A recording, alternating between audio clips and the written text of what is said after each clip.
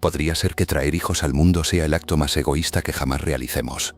Esta idea, que a primera vista podría parecer extraña o controvertida, constituye el pilar fundamental de una corriente filosófica conocida como antinatalismo. Para comprenderlo mejor, propongamos un experimento mental. Imagine que posee una llave mágica. Esta llave tiene el poder de invocar a una nueva persona al mundo, un ser que experimentará la vida en su esplendor y en su dolor. Pero aquí está la cuestión: la vida que usted cree no tiene ninguna garantía. Podría estar llena de alegría y asombro, o marcada por un sufrimiento insoportable y la desesperación. Además, la persona que traiga a la existencia no tendrá voz ni voto en su propia venida. La decisión es enteramente suya. ¿Giraría esa llave? Esta interrogante se sitúa en el núcleo del antinatalismo, una filosofía que objeta la creación de nueva vida. David Benatar, uno de sus pensadores más destacados, presenta una lógica contundente en su libro Mejor nunca haber sido. Él introduce el concepto de una asimetría en la existencia. Si una persona no nace, no experimenta el dolor, lo cual es intrínsecamente bueno. Tampoco experimenta la felicidad, pero al no existir no la extraña. Por el contrario, si una persona nace, inevitablemente sufre incluso si también experimenta alegría. Benatar sostiene que evitar el daño supera con creces los posibles beneficios del placer. En su perspectiva, el acto de dar vida es inherentemente injusto, ya que impone sufrimiento a un ser que no tuvo elección al respecto. Sin embargo, el antinatalismo no se limita a dilemas filosóficos. También tiene raíces en las duras realidades del mundo en que vivimos. Piense en las incontables formas de sufrimiento que existen: la pobreza, la enfermedad, la guerra y el colapso ambiental. Incluso en las vidas más privilegiadas hay desamor, ansiedad y el ineludible temor a la muerte. Cada nueva vida creada es otro ser lanzado a este teatro impredecible y a menudo cruel. Algunos antinatalistas argumentan que, en un mundo donde el sufrimiento es tan generalizado, traer a una nueva persona a la existencia es un acto de ignorancia deliberada o egoísmo. Esta filosofía también se cruza con cuestiones éticas sobre nuestra responsabilidad hacia los demás. El filósofo Julio Cabrera, otra voz influyente en el antinatalismo, adopta un enfoque moral. Argumenta que la procreación viola los principios del comportamiento ético. Según Cabrera, el acto de crear vida desconsidera el consentimiento de la persona que nace. Impone riesgos y cargas sin su acuerdo, convirtiendo la procreación en un acto moralmente cuestionable. Cabrera va más allá, sugiriendo que traer un hijo al mundo no es un acto de amor, sino un acto de poder, una decisión tomada unilateralmente por el padre o la madre. Más allá del sufrimiento individual, el antinatalismo también aborda el impacto colectivo de la existencia humana. Pensadores ecologistas como Lesu, cuando lo juega una fer llomandés como lo juega una fer llanco-americano por cumanel no colita hasta el sufres caroas. Knight, fundador del movimiento por la extinción humana voluntaria, sostienen que detener la reproducción humana podría ser una elección compasiva, no solo para los humanos, sino para el planeta mismo. La perspectiva de Knight se basa en el hecho innegable de que la actividad humana ha causado un daño inmenso a la Tierra. Desde la deforestación hasta el cambio climático, el costo ecológico de la humanidad es asombroso. Antinatalistas como Knight ven un mundo sin humanos no como una tragedia, sino como un retorno al equilibrio, un lugar donde la naturaleza puede prosperar sin la presencia destructiva de nuestra especie.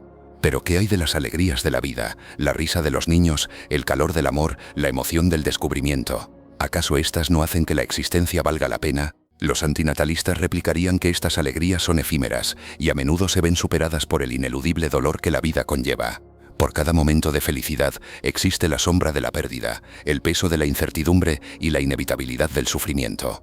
Incluso aquellos que encuentran sentido en sus vidas deben enfrentar la dura verdad de que su existencia un día terminará, a menudo con dolor o miedo. Para los antinatalistas, la belleza de la vida no borra su crueldad inherente. Los críticos del antinatalismo a menudo lo tachan de demasiado pesimista, incluso nihilista.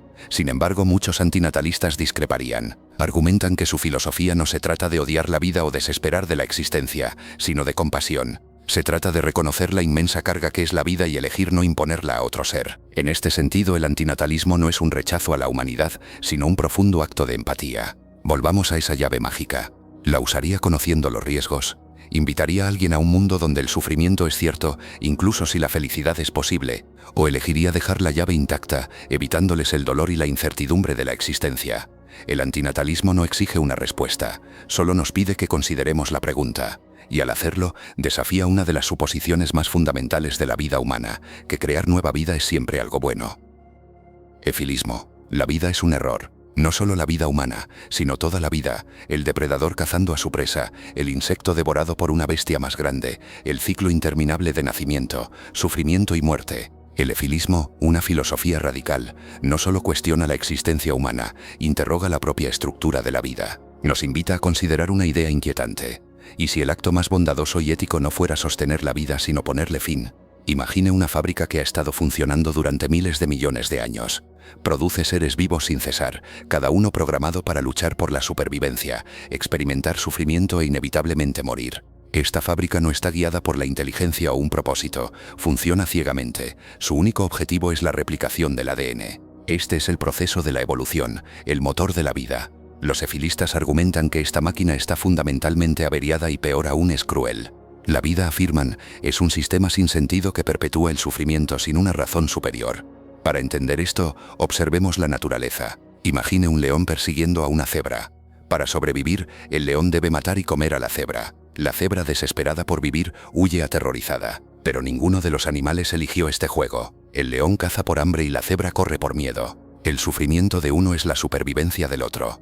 El llamado equilibrio de la naturaleza es, en su esencia, un baño de sangre. Los efilistas lo ven no solo como una tragedia, sino como evidencia de que la vida misma es intrínsecamente defectuosa. Pero el efilismo no se detiene en el mundo natural. También aplica su crítica a la vida humana. Piense en su existencia diaria. Incluso en las mejores circunstancias, estamos cargados por las inevitabilidades del envejecimiento, la enfermedad y la muerte. Nuestras alegrías son fugaces y nuestras luchas interminables. Por cada momento de felicidad hay incontables momentos de frustración, pérdida y desesperación. Y esto no es solo cierto para los humanos. Todo ser sensible, desde el insecto más pequeño hasta el mamífero más grande, está atrapado en la misma trampa. El argumento del efilismo es simple pero profundo. La evolución, el proceso que dio origen a la vida, no se preocupa por el bienestar de las criaturas que crea. Su único propósito es asegurar la supervivencia y la reproducción, sin importar el costo. En este sentido, la vida no es un milagro o un regalo, es un ciclo implacable de necesidad, dolor y muerte eventual. Los efilistas creen que continuar este ciclo no solo es inútil, sino éticamente incorrecto. Ahora imagine que tiene un interruptor. Si lo activa, toda la vida en el universo cesaría de existir sin dolor. No más sufrimiento, no más miedo, no más lucha interminable. ¿Lo haría? Este experimento mental captura la esencia del efilismo. No es una filosofía nacida del odio a la vida, sino de la compasión por todos los seres vivos atrapados en su ciclo. Los efilistas argumentan que la verdadera bondad reside en acabar con el sufrimiento por completo, incluso si eso significa extinguir la vida misma. Los críticos del efilismo a menudo lo tildan de extremo o nihilista, pero los efilistas responden que su perspectiva tiene sus raíces en la lógica y la empatía. Preguntan, si usted no sometería voluntariamente a alguien a un dolor y una dificultad interminables, ¿por qué permitiría la continuación de un sistema que garantiza el sufrimiento a incontables seres? Para los efilistas la solución es clara: detener la fábrica, apagar la máquina, poner fin al cruel experimento de la vida. Es una perspectiva que impacta, provoca y desafía los cimientos mismos de cómo vemos la existencia. El efilismo no ofrece respuestas fáciles ni verdades reconfortantes. En cambio, nos obliga a confrontar las realidades más duras de la vida y a hacernos una pregunta imposible: ¿vale la pena la existencia? Utilitarismo negativo. Imagine un mundo donde el objetivo moral supremo no es maximizar la felicidad, sino minimizar el sufrimiento. Esta es la base del utilitarismo negativo, un marco ético sorprendente y controvertido. A diferencia del utilitarismo tradicional, que se enfoca en aumentar la cantidad total de felicidad, el utilitarismo negativo se centra en el sufrimiento como la cuestión moral primordial, argumentando que la reducción o eliminación del dolor debe tener prioridad sobre la búsqueda del placer. Las raíces del utilitarismo negativo residen en el reconocimiento de que el sufrimiento tiene una fuerza singular. Si bien la felicidad puede mejorar la vida, el sufrimiento a menudo impone una exigencia moral mucho más profunda y urgente. Un momento de placer puede ser fugaz, pero el dolor, ya sea físico o emocional, puede dominar la existencia de una persona. El filósofo Karl Popper, uno de los primeros defensores de esta visión, sostuvo que evitar la miseria y el sufrimiento debería tener prioridad sobre el aumento de la felicidad, porque aliviar el dolor mejora directamente la calidad de vida de quienes sufren. El utilitarismo negativo nos desafía a reflexionar críticamente sobre el valor que le damos a la felicidad frente a la importancia de aliviar el dolor. En muchas situaciones, centrarse en reducir el sufrimiento parece sencillo e intuitivo. Proporcionar alimentos y refugio a quienes lo necesitan, ofrecer atención médica a los enfermos o abordar las crisis de salud mental son ejemplos claros de acciones que se alinean con este marco. Estas intervenciones alivian directamente el sufrimiento y mejoran el bienestar. Pero el utilitarismo negativo se extiende más allá de los casos individuales y nos pide que pensemos en una escala más amplia, incluso existencial. Uno de los aspectos más controvertidos del utilitarismo negativo es la implicación de que, si el sufrimiento supera la felicidad en el mundo, acciones drásticas podrían estar moralmente justificadas para prevenir más sufrimiento. Por ejemplo, algunas interpretaciones sugieren que si la vida misma inevitablemente trae sufrimiento, lo moralmente correcto podría ser evitar que futuras vidas existan. Esta idea se alinea con las filosofías antinatalistas que argumentan en contra de la procreación basándose en que previene el sufrimiento potencial. Tales argumentos nos obligan a enfrentar preguntas incómodas sobre la naturaleza de la existencia y la ética de crear vida en un mundo donde el dolor es inevitable. Los críticos del utilitarismo negativo a menudo destacan su potencial para conclusiones extremas. Argumentan que una obsesión por eliminar el sufrimiento podría llevar a decisiones morales que pasen por alto el valor de la felicidad, la alegría y la realización. Por ejemplo, si se lleva la lógica del utilitarismo negativo a su extremo, podría justificar acciones que eliminen toda vida sensible para evitar el sufrimiento futuro, un escenario que plantea serias preocupaciones éticas y prácticas. Si bien la mayoría de los utilitaristas negativos rechazan tales interpretaciones drásticas, la posibilidad revela la tensión inherente a la filosofía. Otro desafío para el utilitarismo negativo radica en la complejidad de medir el sufrimiento. El dolor es subjetivo y varía mucho entre individuos y contextos. Lo que una persona encuentra insoportable, otra podría soportarlo con relativa facilidad. Esta variabilidad complica los esfuerzos para aplicar el utilitarismo negativo de manera consistente, especialmente a nivel social. ¿Cómo sopesamos el sufrimiento de diferentes individuos o grupos? ¿Cómo equilibramos el dolor inmediato con el potencial de bienestar a largo plazo? A pesar de estos desafíos, el utilitarismo negativo ofrece valiosas perspectivas sobre la toma de decisiones éticas. Nos impulsa a priorizar la reducción del sufrimiento en situaciones donde los recursos son limitados y deben tomarse decisiones difíciles. En la salud global, por ejemplo, este marco puede guiar políticas que se centren en tratar las enfermedades más graves o aliviar las dificultades más apremiantes. Al centrar el sufrimiento, el utilitarismo negativo asegura que las necesidades más urgentes se aborden primero, proporcionando un imperativo moral claro para ayudar a quienes se encuentran en mayor angustia. El utilitarismo negativo también nos invita a repensar nuestra relación con el sufrimiento a nivel personal. Desafía las narrativas culturales que glorifican el sufrimiento como un camino hacia el crecimiento o el logro. En cambio, enfatiza la importancia moral de la compasión y el cuidado. Al reconocer el peso del sufrimiento, podemos desarrollar un mayor sentido de empatía y responsabilidad hacia los demás, esforzándonos por crear un mundo donde el dolor innecesario se minimice. En última instancia, el utilitarismo negativo no se trata de negar el valor de la felicidad, sino de reconocer la profunda urgencia moral del sufrimiento. Nos llama a confrontar los aspectos más oscuros de la existencia con honestidad y determinación, recordándonos que incluso pequeños actos de bondad y cuidado pueden marcar una diferencia significativa. Si bien la filosofía puede plantear preguntas difíciles e invitar a la crítica, también subraya una verdad que resuena profundamente. Aliviar el sufrimiento es un objetivo fundamental y profundamente humano, uno que trasciende las divisiones culturales y filosóficas. Nos pide no abandonar la búsqueda de la felicidad, sino asegurar que en esa búsqueda no perdamos de vista a quienes más sufren. Movimiento por la extinción humana voluntaria. Imagine un mundo sin humanos, sin contaminación, sin deforestación, sin especies llevadas a la extinción por la actividad humana. Esta es la visión del movimiento por la extinción humana voluntaria, una ideología provocadora y profundamente controvertida que propone una solución simple, pero radical, al impacto ambiental de la humanidad: que los humanos dejen de reproducirse voluntariamente y permitan que nuestra especie se extinga en beneficio del planeta y de todas las demás formas de vida. El movimiento por la extinción humana voluntaria no se trata de odio a la humanidad ni de abogar por el daño. En su esencia está arraigado en la compasión por el planeta, por las generaciones futuras y por las innumerables especies cuya existencia está amenazada por la actividad humana. Su fundador, Les Unait, articuló la filosofía del movimiento como una de acción voluntaria. Argumenta que el dominio de la humanidad sobre la Tierra ha causado un daño sin precedentes, y la respuesta más ética es dar un paso al costado, permitiendo que el mundo natural se cure y prospere sin nosotros. El movimiento nos pide que confrontemos verdades incómodas sobre el impacto de la humanidad. Como especie, hemos remodelado ecosistemas, alterado el clima y llevado a la extinción a innumerables especies. Cada año, vastas extensiones de bosques se talan para la agricultura, los océanos se contaminan con plástico y la atmósfera se llena de gases de efecto invernadero.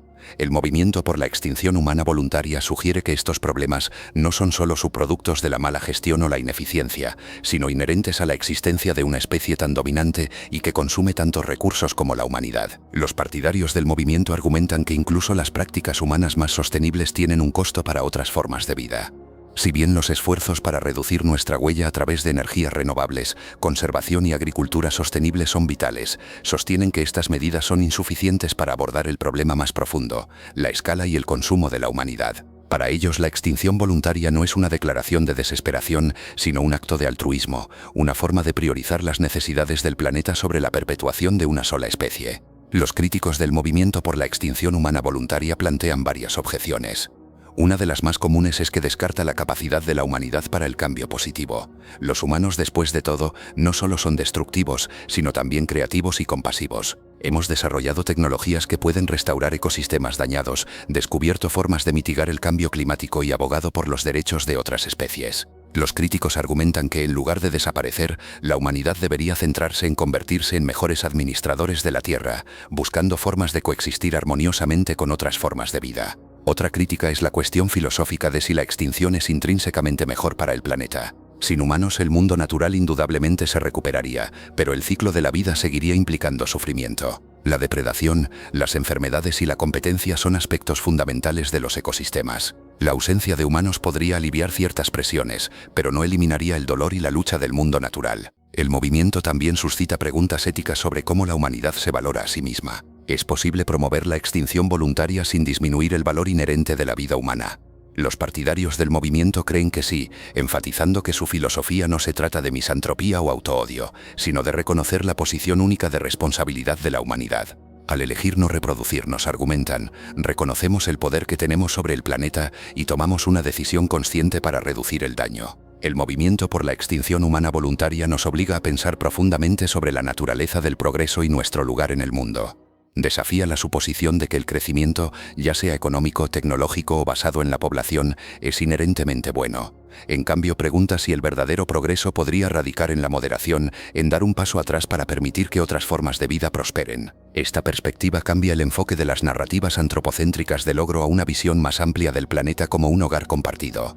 Si bien el objetivo final del movimiento puede parecer extremo o poco realista, su mensaje subyacente resuena con muchos que están preocupados por el estado del medio ambiente. Destaca la urgencia de abordar el impacto de la humanidad y suscita conversaciones importantes sobre la sostenibilidad, la ética y el futuro de la vida en la Tierra. Esté o no de acuerdo con la idea de la extinción voluntaria, el movimiento sirve como un crudo recordatorio de las consecuencias de la actividad humana descontrolada y la responsabilidad moral que conlleva ser la especie dominante. El movimiento por la extinción humana voluntaria no busca imponer su filosofía a otros. En cambio, invita a la reflexión sobre las implicaciones a largo plazo de nuestras decisiones como individuos y como especie. Al hacerlo, nos desafía a confrontar no solo la crisis ambiental, sino también los valores y suposiciones que dan forma a nuestra forma de vivir. La idea puede ser inquietante, pero su propósito es provocar la reflexión, animándonos a imaginar un mundo donde el legado de la humanidad sea de compasión, no de destrucción. Si la humanidad elige adaptarse, cambiar o desvanecerse, las preguntas planteadas por el movimiento por la extinción humana voluntaria seguirán siendo relevantes a medida que navegamos la compleja relación entre progreso y preservación. La conclusión repugnante. ¿Y si un mundo lleno de miles de millones de personas, viviendo vidas apenas dignas de ser vividas, fuera considerado moralmente mejor que un mundo más pequeño, donde todos experimentan la verdadera felicidad? Esta es la inquietante paradoja conocida como la conclusión repugnante, un concepto introducido por el filósofo Derek Parfit en su libro Razones y Personas. Desafía nuestras intuiciones más profundas sobre lo que hace un mundo moralmente bueno y nos obliga a confrontar verdades incómodas sobre cómo pensamos la felicidad, la población y la ética. La conclusión repugnante surge de una línea de razonamiento específica en la ética utilitarista de la población, que se enfoca en maximizar la felicidad total. Imagine una sociedad con una pequeña población de personas que viven vidas excepcionalmente buenas. Ahora, considere agregar más personas a esa sociedad, cada una con una vida menos satisfactoria, pero aún digna de ser vivida. A medida que la población crece, la calidad de vida promedio disminuye, pero la cantidad total de felicidad aumenta porque más personas están experimentando vidas positivas. Si esta lógica se lleva al extremo, terminamos con un mundo donde miles de millones de personas viven vidas de felicidad mínima. Y sin embargo, este mundo se considera moralmente mejor porque la felicidad total supera la menor calidad de las vidas individuales. Esta conclusión es profundamente contraintuitiva. Parece absurdo sugerir que un mundo donde todos apenas sobreviven podría ser mejor que uno lleno de vidas profundamente significativas y satisfactorias. Sin embargo, bajo un marco utilitarista estricto que prioriza la felicidad total, este es el resultado. La conclusión repugnante nos obliga a cuestionar si nuestros instintos morales se alinean con nuestros principios filosóficos. Una de las razones por las que la conclusión repugnante resulta tan perturbadora es que reduce las vidas a números. Al centrarse en la suma total de felicidad, trata a las personas como unidades de valor intercambiables, en lugar de individuos únicos con experiencias ricas y complejas. Esta abstracción ignora la profundidad y diversidad de la vida humana, planteando preguntas sobre si la felicidad puede realmente medirse de una manera tan simplista. ¿Puede la alegría de una vida profundamente satisfactoria equipararse con el contento superficial de muchas vidas apenas dignas de ser vividas? Los filósofos han ofrecido varias respuestas a la conclusión repugnante. Algunos argumentan que el problema radica en el utilitarismo mismo. Al centrarse únicamente en maximizar la felicidad, el utilitarismo no logra dar cuenta de otros valores, como la justicia, la dignidad o la importancia del florecimiento individual. Estos críticos sugieren que necesitamos un marco ético más matizado que equilibre la cantidad de felicidad con su calidad. Otros, como el propio Parfit, han explorado enfoques alternativos a la ética de la población. Una propuesta es el principio de utilidad promedio, que prioriza el nivel promedio de felicidad en una sociedad en lugar de la cantidad total. Bajo este principio, una población más pequeña con una mayor felicidad promedio sería considerada mejor que una población más grande con una menor felicidad promedio. Si bien este enfoque evita la conclusión repugnante, introduce su propio conjunto de problemas. Por ejemplo, podría justificar acciones que reduzcan el número de personas en una sociedad para elevar artificialmente la felicidad promedio, incluso si al hacerlo se causa daño. Otra respuesta a la conclusión repugnante es cuestionar si añadir nuevas personas al mundo tiene algún valor moral. Algunos filósofos argumentan que la moralidad debería centrarse en mejorar las vidas de los individuos existentes en lugar de crear nuevos. Esta perspectiva desafía la suposición de que traer más personas a la existencia automáticamente añade valor al mundo. Sugiere que lo que importa no es cuántas personas son felices, sino que también pueden vivir aquellos que ya existen. La conclusión repugnante también tiene implicaciones para las decisiones del mundo real sobre población y recursos. Por ejemplo, en las discusiones sobre el desarrollo global, los formuladores de políticas a menudo se enfrentan a compensaciones entre mejorar la calidad de vida de un número menor de personas y proporcionar necesidades básicas a una población más grande. La lógica de la conclusión repugnante podría usarse para justificar la priorización de cifras absolutas, incluso si eso resulta en una mediocridad generalizada. Esto plantea preguntas éticas sobre cómo equilibramos el bienestar de las generaciones actuales y futuras. El trabajo de Parfit sobre la conclusión repugnante ha influido en una amplia gama de debates filosóficos, desde la ética de la procreación hasta las responsabilidades morales de gobiernos y organizaciones internacionales. Nos desafía a pensar críticamente sobre los valores que priorizamos y las suposiciones subyacentes a nuestro razonamiento moral. ¿Es la felicidad una medida objetiva de una buena vida o es demasiado simplista para capturar las complejidades de la experiencia humana? ¿Cómo sopesamos las necesidades de los individuos frente a las necesidades del colectivo? ¿Y qué responsabilidades tenemos con aquellos que aún no existen? En su esencia, la conclusión repugnante no es solo una paradoja, sino un espejo que refleja las inconsistencias en nuestro pensamiento moral. Nos obliga a confrontar la tensión entre nuestros juicios intuitivos y las implicaciones de nuestras teorías éticas. Al lidiar con esta paradoja, obtenemos una comprensión más profunda de los desafíos y limitaciones de la filosofía moral. Y se nos recuerda que la búsqueda de un mundo mejor a menudo plantea más preguntas que respuestas. El problema del sufrimiento. ¿Por qué existe el sufrimiento? Si vivimos en un mundo capaz de producir belleza, alegría y amor, ¿por qué también está lleno de dolor, pérdida y crueldad? Esta pregunta, conocida como el problema del sufrimiento, ha atormentado a la humanidad durante siglos. Desafía nuestra comprensión de la existencia, la moralidad e incluso la naturaleza del universo mismo. En su esencia, el problema del sufrimiento no se trata solo de por qué ocurre, sino de qué significa y cómo debemos responder a él. El sufrimiento adopta muchas formas, desde el dolor físico de una lesión hasta la angustia emocional del desamor o la pérdida. Es una parte innegable de la condición humana, tejida en el entramado de la existencia. Pero lo que hace que el sufrimiento sea tan desconcertante es su universalidad. Nadie está exento de él. Ya sea rico o pobre, poderoso o impotente, todo ser sensible experimenta sufrimiento de alguna forma. Esta realidad compartida plantea preguntas profundas. ¿Es necesario el sufrimiento? ¿Es aleatorio? ¿O hay un propósito más profundo detrás de él? Filósofos y pensadores han abordado el problema del sufrimiento de diferentes maneras. Para aquellos que creen en un poder superior, el sufrimiento plantea un desafío teológico. Si Dios es todopoderoso y todo amoroso, ¿por qué permite que exista el sufrimiento? Esta pregunta, a menudo denominada el problema del mal, ha dado lugar a siglos de debate. Algunos argumentan que el sufrimiento es una prueba de fe o una herramienta para el crecimiento espiritual. Otros sugieren que es una consecuencia del libre albedrío humano, un subproducto necesario de nuestra capacidad de elegir. Sin embargo, estas respuestas a menudo parecen incompletas. Podrían explicar algunos casos de sufrimiento, pero se quedan cortas cuando se enfrentan a la magnitud del dolor en el mundo, desastres naturales, enfermedades y tragedias que parecen ocurrir sin razón. Las perspectivas seculares sobre el sufrimiento a menudo se centran en sus raíces biológicas y evolutivas. El dolor, por ejemplo, cumple una función importante al alertar a los organismos sobre el peligro. Sin la capacidad de sentir dolor, una persona podría no retirar su mano del fuego o no reconocer los síntomas de una enfermedad. El sufrimiento emocional también tiene sus raíces en la supervivencia. El miedo nos mantiene a salvo de las amenazas, mientras que el duelo nos ayuda a procesar la pérdida y seguir adelante.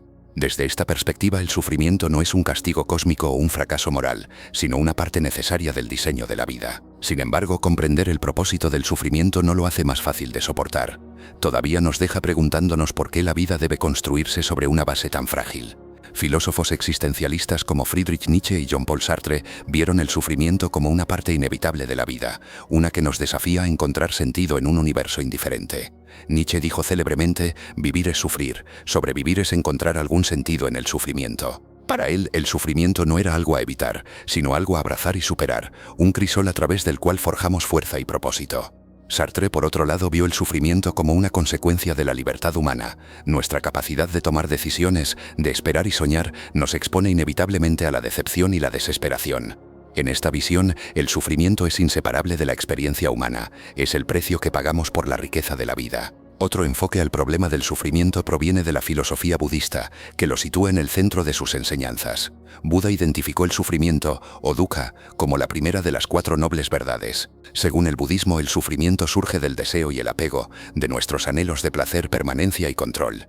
Estos deseos están en conflicto con la naturaleza impermanente y en constante cambio de la realidad, lo que lleva a la frustración y el dolor. El camino budista ofrece una forma de reducir el sufrimiento a través de la atención plena, la vida ética y el cultivo de la sabiduría. Si bien no elimina todo el dolor, proporciona herramientas para comprenderlo y gestionarlo, ofreciendo un camino hacia la paz interior. La psicología moderna también arroja luz sobre el problema del sufrimiento, explorando cómo nuestras mentes interpretan y amplifican el dolor. La investigación muestra que gran parte de nuestro sufrimiento no proviene de los eventos en sí, sino de las historias que nos contamos sobre esos eventos. Por ejemplo, perder un trabajo es innegablemente difícil, pero el sufrimiento a menudo se agrava con pensamientos como soy un fracaso o nunca tendré éxito. La terapia cognitivo-conductual y las prácticas de atención plena tienen como objetivo romper estos patrones, ayudando a las personas a reinterpretar sus experiencias y reducir el costo emocional del sufrimiento. En los últimos años, el problema del sufrimiento ha adquirido nuevas dimensiones con el auge de la inteligencia artificial y el transhumanismo. Algunos pensadores argumentan que el sufrimiento podría algún día ser eliminado a través de la tecnología, ya sea rediseñando el cerebro humano o creando entornos digitales libres de dolor. Si bien esta visión plantea preguntas éticas y filosóficas, también desafía la suposición de que el sufrimiento es una parte inevitable de la vida. Si pudiéramos eliminar el sufrimiento, ¿deberíamos hacerlo, o el sufrimiento cumple un propósito más profundo que perderíamos en el proceso? En última instancia, el problema del sufrimiento no es solo un enigma intelectual, es una cuestión profundamente personal. Cada uno de nosotros se enfrenta al sufrimiento en nuestras propias vidas, lidiando con su significado y su impacto. Algunos encuentran consuelo en la fe o la filosofía, otros en el apoyo de sus seres queridos o la búsqueda de la justicia. Lo que nos une es la experiencia compartida de lidiar con el dolor, la búsqueda de sentido en la adversidad y la esperanza de algo mejor. El sufrimiento es una paradoja, es tanto universal como profundamente individual, tanto necesario como insoportable. Revela la fragilidad de la vida, pero también su resiliencia. Si bien quizás nunca resolvamos completamente el problema del sufrimiento, la forma en que lo enfrentamos moldea quiénes somos y cómo vivimos. Quizás la mayor lección del sufrimiento es su capacidad para conectarnos, para recordarnos nuestra humanidad compartida y para inspirar compasión, coraje y la búsqueda incesante de comprensión. Quietismo. ¿Y si la mejor manera de resolver los problemas de la vida fuera dejar de intentar resolverlos por completo? Esta es la provocadora idea que subyace al quietismo, una filosofía que nos anima a soltar la lucha por las respuestas y aceptar la vida tal como es. El quietismo no es resignación ni derrota, es dar un paso atrás del ruido incesante de la ambición humana y encontrar la paz en la simplicidad y la quietud. Para entender el quietismo, imaginen a una persona de pie en un río, luchando contra la corriente. Gastan toda su energía esforzándose por avanzar, solo para permanecer en el mismo lugar o ser arrastrados hacia atrás. El quietismo sugiere que, en lugar de resistir el flujo del río, deberíamos rendirnos a él, permitiéndonos ser arrastrados. Esto no significa rendirse, sino reconocer la futilidad de ciertas luchas y elegir un camino de armonía en su lugar. Los orígenes del quietismo se pueden rastrear en varias tradiciones filosóficas y espirituales. En la filosofía occidental, a menudo se asocia con figuras como Pirrón, el antiguo filósofo griego que fundó el escepticismo. Pirrón creía que la certeza sobre las grandes preguntas de la vida es imposible y que esforzarse por tal certeza solo conduce a la ansiedad y la frustración. Su solución fue adoptar un estado de suspensión, donde uno se abstiene de emitir juicios definitivos y en cambio aborda la vida con ecuanimidad y apertura. Para Pirrón, este estado de desapego era la clave para lograr la paz interior. En la Europa moderna temprana, el quietismo adquirió una dimensión espiritual con la obra de pensadores como Miguel de Molinos, un sacerdote español que abogaba por una vida contemplativa centrada en la entrega a lo divino. Molinos argumentaba que el alma encuentra la verdadera paz no a través del esfuerzo o la acción, sino a través de la quietud completa y la confianza en Dios. Esta versión del quietismo enfatizaba la futilidad del esfuerzo humano ante la voluntad divina y abogaba por una aceptación radical de las circunstancias de la vida. El quietismo no se limita a las tradiciones occidentales. En muchos aspectos, resuena con filosofías orientales como el taoísmo y el budismo zen. El concepto taoísta de Wu Wei, o acción sin esfuerzo, se alinea estrechamente con la idea quietista de no esforzarse. De manera similar, las enseñanzas zen a menudo enfatizan la importancia de soltar el apego y abrazar el momento presente tal como es. Si bien estas tradiciones tienen contextos culturales e históricos distintos, comparten un hilo común, la creencia de que la paz no proviene del control o el logro, sino de la entrega y la aceptación. Uno de los principales desafíos del quietismo es su aparente pasividad. Los críticos argumentan que puede ser una excusa para la inacción o una forma de evitar la responsabilidad. Si simplemente aceptamos la vida tal como es, no estamos haciendo la vista gorda ante el sufrimiento y la injusticia. Los quietistas replicarían que su filosofía no es indiferencia, sino perspectiva.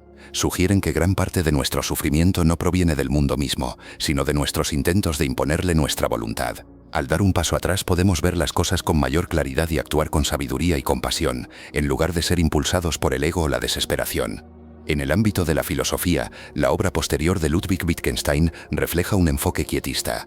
Wittgenstein argumentó que muchos problemas filosóficos surgen del mal uso del lenguaje y que, una vez que entendemos esto, los problemas se disuelven por sí solos. Escribió célebremente: "De lo que no se puede hablar hay que callar". Para Wittgenstein, el papel de la filosofía no era proporcionar soluciones, sino mostrar los límites de nuestra comprensión y ayudarnos a encontrar la paz dentro de esos límites. El quietismo también tiene implicaciones sobre cómo abordamos los desafíos personales y sociales. En un mundo obsesionado con la productividad, el progreso y la mejora personal, el quietismo ofrece una perspectiva contracultural. Nos invita a cuestionar si nuestra búsqueda incesante de más éxito, más conocimiento, más control nos está haciendo realmente más felices, o si simplemente está creando más estrés e insatisfacción. Al dar un paso atrás del ciclo constante de esfuerzo, podemos descubrir un sentido más profundo de satisfacción y claridad. A pesar de su énfasis en la quietud y la aceptación, el quietismo no es una filosofía única para todos.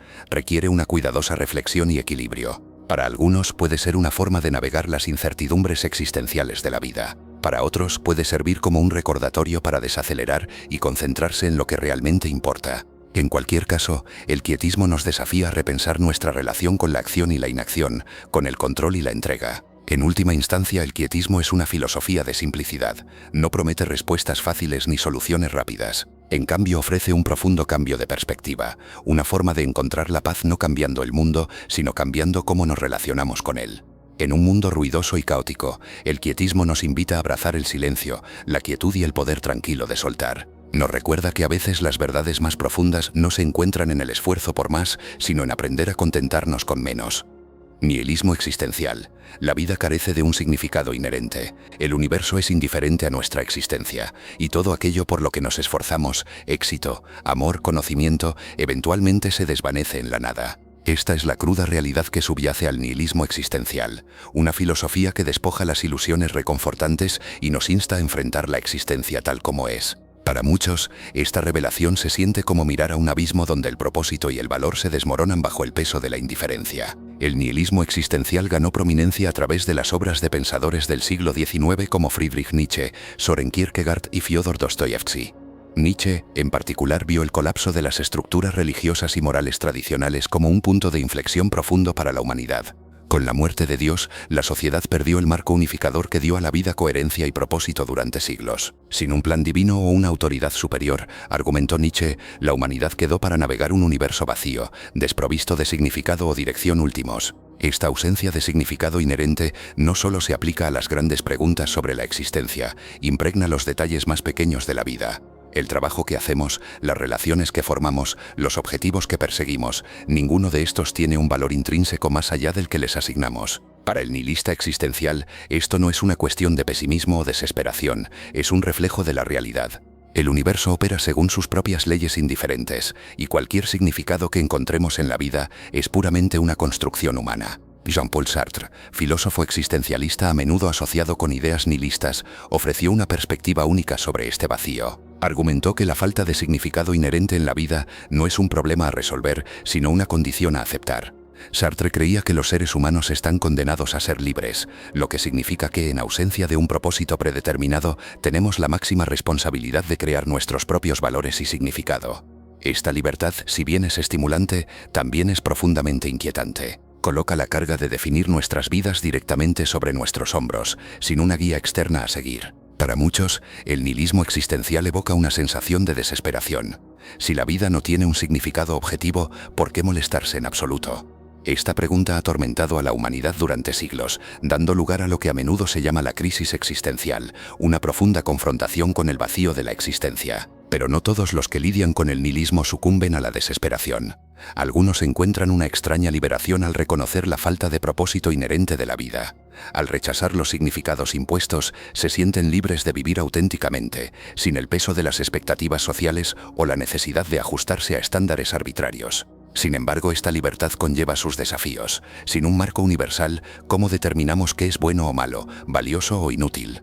El nihilismo no proporciona respuestas claras, no nos dice cómo vivir ni qué valorar. En cambio, nos obliga a confrontar nuestra propia capacidad para la creación de significado. Para algunos, esto lleva a una apreciación más profunda de los momentos fugaces de la vida, un atardecer, una risa compartida, una caminata tranquila, precisamente porque son temporales y no están ligados a un significado cósmico. Los críticos del nihilismo existencial a menudo lo acusan de ser excesivamente sombrío, incluso destructivo. Argumentan que una cosmovisión desprovista de significado puede conducir a la apatía, el egoísmo o el caos moral. Sin embargo, muchos filósofos y artistas han utilizado el nihilismo como punto de partida para una profunda creatividad e introspección. La novela de Fyodor Dostoyevsky, Los hermanos Karamazov, explora las implicaciones morales de un mundo sin Dios, preguntando si la humanidad puede mantener la moralidad sin autoridad divina. Albert Camus, aunque no estrictamente nihilista, abordó temas similares en su concepto de lo absurdo, la tensión entre nuestro deseo de significado y la indiferencia del universo. Camus preguntó célebremente si la vida vale la pena ser vivida frente a esta absurdidad. Su respuesta no fue abandonar la vida sino abrazar sus contradicciones. En obras como El mito de Sísifo, argumentó que debemos imaginar a Sísifo feliz, condenado a rodar una roca colina arriba sin fin. El acto de vivir, de continuar a pesar de la falta de significado último, se convierte en un acto de rebelión contra el vacío. El nihilismo existencial no ofrece soluciones ni consuelo, no promete un futuro más brillante ni una verdad oculta esperando ser descubierta. En cambio, despoja las ilusiones, desafiándonos a confrontar la cruda realidad de la existencia y decidir qué hacer con ella. Para algunos, esta confrontación es paralizante. Para otros, es un llamado a crear, a actuar y a vivir tan plenamente como sea posible frente a la impermanencia de la vida. Al final, el nihilismo existencial nos deja con una paradoja. Al negar el significado inherente, nos obliga a reconocer el inmenso poder que tenemos para dar forma a nuestras propias vidas. La ausencia de un propósito cósmico no niega el valor de la existencia, cambia el enfoque al aquí y ahora, a las decisiones que tomamos y las relaciones que formamos. Es tanto una carga como un regalo, un recordatorio de que, si bien el universo puede ser indiferente, nuestras vidas son nuestras para definir. El significado del sufrimiento. El sufrimiento es inevitable, toca cada vida en cada rincón del mundo, sin dejar a nadie indemne.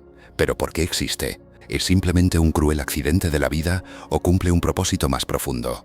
La pregunta sobre el significado del sufrimiento ha atormentado a la humanidad durante milenios, inspirando algunas de nuestras filosofías, religiones y obras de arte más profundas. En su esencia, el sufrimiento plantea interrogantes sobre la existencia misma.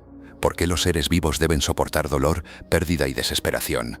Para muchos, el sufrimiento parece socavar la idea misma de un universo justo o significativo. Y sin embargo, algunos argumentan que el sufrimiento no es solo un desafortunado subproducto de la existencia, sino una fuerza que nos moldea, nos desafía y, paradójicamente, le da a la vida profundidad y sentido. Una de las perspectivas más influyentes sobre el sufrimiento proviene del antiguo filósofo griego Epicuro, quien veía el dolor como una parte ineludible de la experiencia humana. Argumentaba que comprender la naturaleza del sufrimiento podría ayudarnos a gestionarlo. Para Epicuro, gran parte de nuestro sufrimiento proviene del miedo, miedo a la muerte, miedo al dolor, miedo a lo desconocido. Al confrontar estos miedos de frente y reconocer sus límites, podemos reducir el poder que tienen sobre nosotros. Esto no significa que eliminemos el sufrimiento por completo, sino que aprendemos a navegarlo con mayor claridad. Las tradiciones religiosas también ofrecen interpretaciones poderosas del sufrimiento. En el cristianismo, el sufrimiento a menudo se ve como una prueba de fe o un camino hacia la redención. La historia de Job, por ejemplo, explora la resistencia de un hombre que lo pierde todo y sin embargo sigue confiando en Dios. A través de sus pruebas, el sufrimiento de Job se convierte en un medio para profundizar su relación con lo divino, incluso si las razones de su dolor siguen siendo incomprensibles. Esta perspectiva no necesariamente explica el sufrimiento, pero lo reformula como algo que puede transformar y elevar el espíritu humano. En el budismo, el sufrimiento se sitúa en el centro de sus enseñanzas. La primera noble verdad afirma que la vida está marcada por el sufrimiento, o dukkha, causado por el deseo y el apego. Este sufrimiento no se ve como un castigo, sino como una consecuencia natural de anhelar la permanencia en un mundo impermanente. El camino de Buda hacia la iluminación ofrece una forma de trascender el sufrimiento, no evitándolo, sino comprendiendo sus raíces y aprendiendo a soltar. Este enfoque ve el sufrimiento como un maestro que nos guía hacia la introspección y la liberación. Para filósofos existencialistas como Friedrich Nietzsche, el sufrimiento es una parte esencial del crecimiento y el autodescubrimiento. Nietzsche declaró célebremente: «Lo que no nos mata nos hace más fuertes». Creía que el sufrimiento no debía evitarse, sino abrazarse como una fuente de fuerza y creatividad. Los mayores desafíos de la vida, argumentaba, nos obligan a confrontar nuestras limitaciones y superarlas, transformando el dolor en poder. Para Nietzsche, el sufrimiento no era solo una condición a soportar, sino una fuerza que podía impulsar la grandeza humana. Pero no todos están de acuerdo en que el sufrimiento tenga un significado. Para muchos nihilistas, el sufrimiento es simplemente un hecho de la vida, aleatorio, sin sentido e indiferente. No tiene un propósito más profundo, ninguna justificación cósmica. Esta perspectiva puede ser a la vez liberadora e inquietante. Por un lado, nos absuelve de la necesidad de encontrar sentido a nuestro dolor.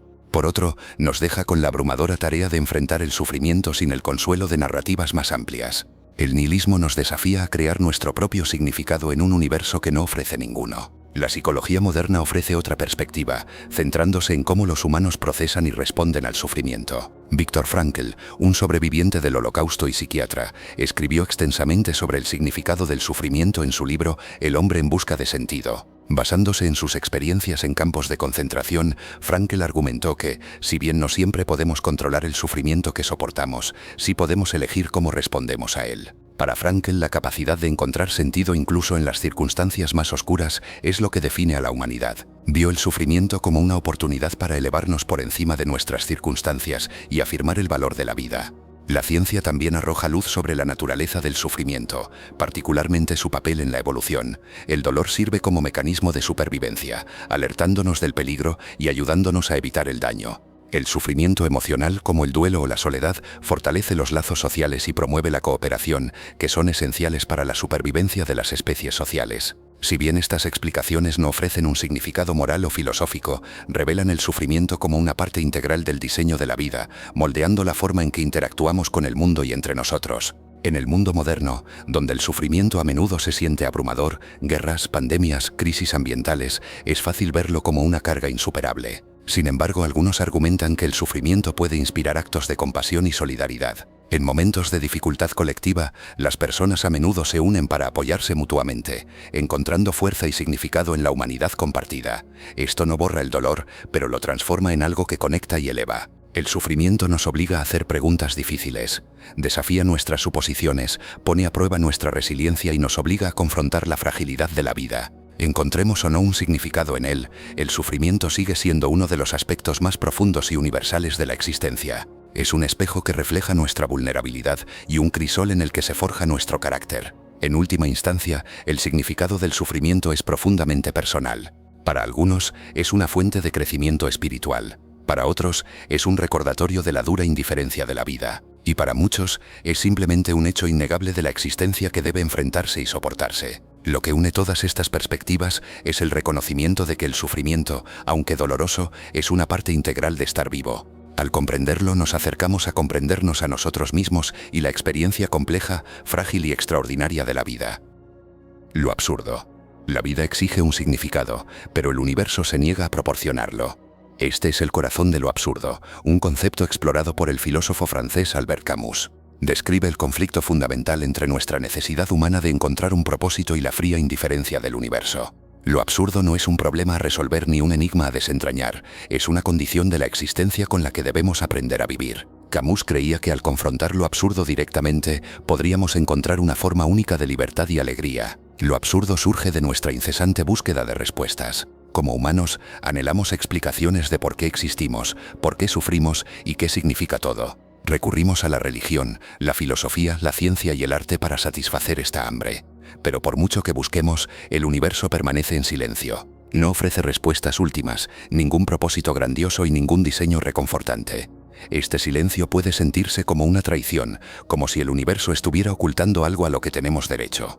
Sin embargo, argumenta Camus, esta tensión entre nuestra necesidad de significado y la indiferencia del universo no es un fracaso de la existencia, es simplemente así.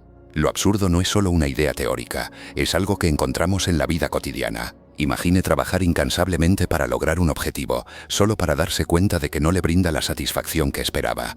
O considere la repetición de las rutinas diarias, despertar, comer, trabajar, dormir y hacerlo todo de nuevo. Estos momentos exponen la brecha entre nuestras expectativas y la realidad, entre el significado que buscamos y el vacío que a menudo encontramos. Lo absurdo se revela en estos momentos, no como una revelación dramática, sino como un recordatorio inquietante de las contradicciones de la vida. Para Camus, lo absurdo no es algo de lo que huir o que superar, es una realidad a la que enfrentarse de lleno. Muchas personas, cuando se enfrentan a lo absurdo, intentan resolverlo a través de lo que Camus llamó suicidio filosófico. Esto ocurre cuando alguien abandona su búsqueda de significado al abrazar una respuesta prefabricada, como la fe religiosa o un dogma ideológico. Al hacerlo, entregan su libertad y rechazan la misma tensión que hace interesante la vida. Camus rechazó este enfoque, insistiendo en que lo absurdo no debe negarse ni ignorarse.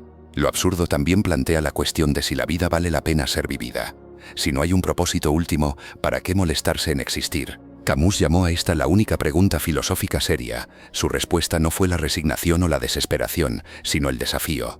Argumentó que la ausencia de significado no disminuye el valor de la vida. En cambio, nos da la libertad de crear nuestro propio significado. Al aceptar lo absurdo, podemos vivir auténticamente, abrazando la belleza fugaz y el caos de la vida sin pretender que deba servir a un propósito superior. Camus utilizó el mito de Sísifo para ilustrar su filosofía de lo absurdo. En la mitología griega, Sísifo está condenado a rodar una roca cuesta arriba por la eternidad, solo para que ruede hacia abajo cada vez que se acerca a la cima. Esta repetición interminable podría verse fácilmente como una metáfora de la futilidad y la desesperación. Pero Camus reimaginó a Sísifo como una figura de rebelión y fortaleza. Argumentó que la tarea de Sísifo no es diferente de la nuestra. Nosotros también enfrentamos luchas que parecen inútiles en un universo sin significado inherente. Sin embargo, al abrazar su destino y seguir empujando la roca, Sísifo afirma su libertad y desafía lo absurdo. Camus concluyó su ensayo declarando: hay que imaginarse a Sísifo feliz. Esta visión de la felicidad no se trata de negación o falsa esperanza, se trata de encontrar alegría en el acto de vivir en sí mismo, incluso cuando la vida no ofrece garantías. Lo absurdo nos recuerda que nuestras vidas son nuestras para moldear. Sin un plan cósmico a seguir, somos libres de buscar aquello que nos trae satisfacción, ya sea amor, creatividad o el simple placer de estar vivos. En este sentido, lo absurdo no es una maldición, sino una oportunidad para vivir plena y honestamente. La filosofía de lo absurdo de Camus también desafía las ideas tradicionales de éxito y fracaso. En un universo sin sentido, las medidas externas de logro pierden su significado. Lo que importa no es si logramos grandes cosas o dejamos un legado duradero, sino si nos comprometemos con la vida de manera auténtica y valiente. Esta perspectiva nos libera de la presión de conformarnos a las expectativas sociales o perseguir metas que realmente no resuenan con nosotros. Lo absurdo no es una filosofía fácil de abrazar. Nos exige soltar las ilusiones reconfortantes y enfrentar el mundo tal como es. Pero al hacerlo, ofrece una forma profunda de libertad. Nos enseña a dejar de buscar respuestas que no existen y, en cambio, a centrarnos en la experiencia de vivir. Lo absurdo nos recuerda que el significado de la vida no es algo que encontramos, es algo que creamos. Al final lo absurdo es tanto un desafío como un regalo. Nos pide que confrontemos las contradicciones de la existencia sin inmutarnos, que vivamos con incertidumbre y aún así encontremos alegría. Camus creía que esta aceptación de lo absurdo era el acto supremo de rebelión, una negativa a ser derrotados por la falta de significado de la vida. Al abrazar lo absurdo, recuperamos nuestra libertad y descubrimos una felicidad que es únicamente nuestra. La vida, con toda su extrañeza y lucha, se convierte en una aventura que vale la pena vivir. La vida es un accidente cósmico. La vida no fue planificada, no fue diseñada, no fue inevitable. Es el resultado de un accidente cósmico, una cadena extraordinaria de eventos en un universo indiferente que simplemente se alinearon de la manera correcta. Desde la formación de los primeros átomos hasta el surgimiento de la conciencia, cada paso del viaje de la vida está marcado por la aleatoriedad y la improbabilidad. La pregunta es, ¿qué significa esta revelación para cómo nos vemos a nosotros mismos, nuestro propósito y la naturaleza de la existencia misma? Para entender la vida como un accidente cósmico, debemos observar sus orígenes. Hace unos 13.800 millones de años, el Big Bang marcó el comienzo del universo. Desde un punto inimaginablemente pequeño y caliente, el espacio, el tiempo y la materia comenzaron a desarrollarse. En estos primeros momentos reinó el caos, las partículas chocaron, la energía fluyó y con el tiempo se formaron los átomos. Finalmente la gravedad comenzó a unir estos átomos, creando estrellas y galaxias. Este proceso no fue dirigido ni tuvo un propósito, fue impulsado por las leyes de la física y las fuerzas ciegas de la naturaleza. Dentro del caótico torbellino del universo, una estrella, relativamente común en una galaxia también relativamente común, se formó hace unos 4.600 millones de años. A su alrededor, los restos de su creación se unieron para formar planetas.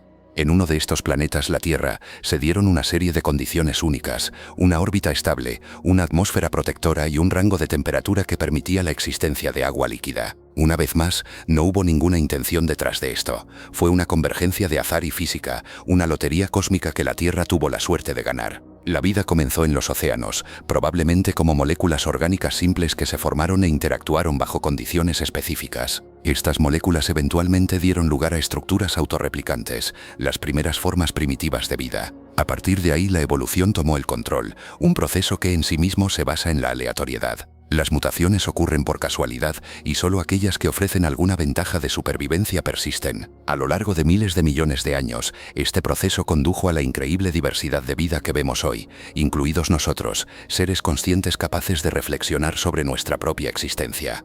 Pero aquí está el detalle, nada de esto tenía que suceder. Si el Big Bang hubiera sido ligeramente diferente, si la órbita de la Tierra estuviera ligeramente más cerca o más lejos del Sol, si una sola mutación en nuestra historia evolutiva no hubiera ocurrido, no estaríamos aquí. Las condiciones que permitieron la vida, y especialmente la vida inteligente, son tan improbables que casi pueden parecer milagrosas. Sin embargo, no hay evidencia que sugiera que alguna fuerza guía o propósito superior estuvo involucrado. Todo es el resultado de procesos naturales e innumerables coincidencias. Esta constatación puede ser a la vez asombrosa e inquietante. Por un lado subraya lo extraordinaria que es nuestra existencia. Las probabilidades de que surja la vida, y mucho menos la vida inteligente capaz de contemplar sus propios orígenes, son astronómicamente bajas. Por otro lado sugiere que no somos centrales en la historia del universo. El cosmos existió durante miles de millones de años antes que nosotros, y continuará durante miles de millones más después de que nos hayamos ido.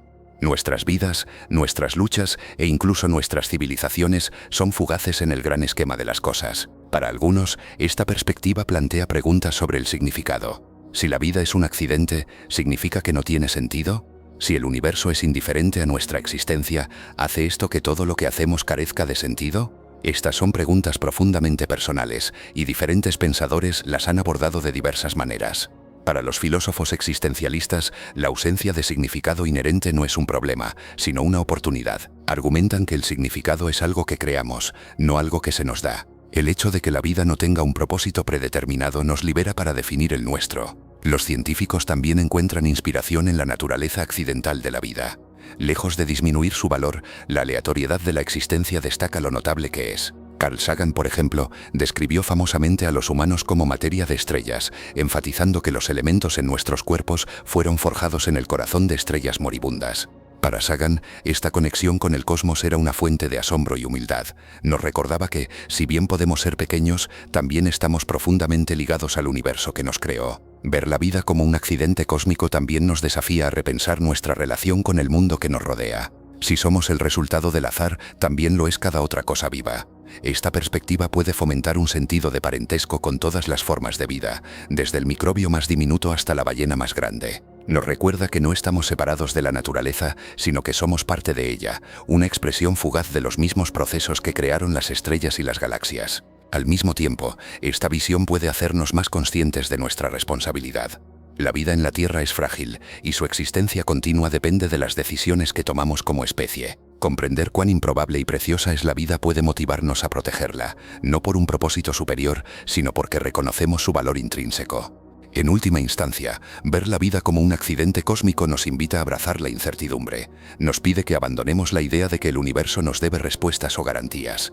En cambio, nos desafía a encontrar belleza y significado en la aleatoriedad de la existencia. Puede que nuestras vidas no hayan sido planeadas, pero son nuestras para vivir.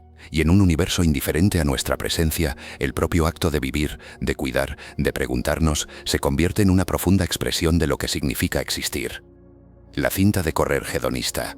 La felicidad siempre parece estar fuera de nuestro alcance. Perseguimos nuevas metas, soñamos con logros mayores y nos decimos que si solo tuviéramos más dinero, más éxito, más amor, finalmente estaríamos contentos. Pero cuando obtenemos esas cosas, la satisfacción se desvanece y el ciclo comienza de nuevo.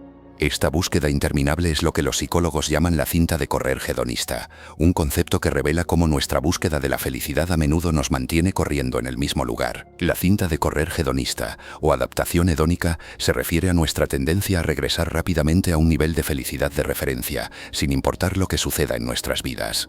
Cuando logramos algo que hemos deseado durante mucho tiempo, un nuevo trabajo, un aumento o una relación, esto nos trae una oleada de felicidad. Pero con el tiempo, esa emoción se desvanece a medida que nos adaptamos al cambio. De manera similar, las experiencias negativas, como perder un trabajo o pasar por una ruptura, a menudo causan una caída inicial en la felicidad, pero eventualmente nos recuperamos y volvemos a nuestro punto de partida. Este ciclo no es solo anecdótico, está respaldado por la investigación. Los estudios han demostrado que incluso eventos que alteran la vida como ganar la lotería o sufrir una lesión grave no tienen un impacto tan duradero en la felicidad como podríamos esperar. Las personas que ganan millones a menudo no son más felices un año después de lo que eran antes. De manera similar, aquellos que experimentan contratiempos con frecuencia se adaptan a sus nuevas circunstancias y encuentran formas de recuperar su sentido de bienestar. Esto no significa que la felicidad sea imposible de alcanzar, pero sí que nuestras expectativas sobre lo que nos hará felices a menudo están equivocadas.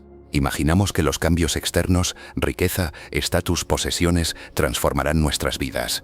Pero la verdad es más complicada. A medida que nos adaptamos a las nuevas circunstancias, lo que una vez se sintió extraordinario se vuelve ordinario. La casa de ensueño se convierte simplemente en una casa. El trabajo soñado se convierte simplemente en trabajo. Esta adaptación es parte de lo que nos mantiene en la cinta de correr, buscando constantemente la próxima cosa que finalmente podría traer una realización duradera. La cinta de correr hedonista tiene sus raíces en la evolución humana.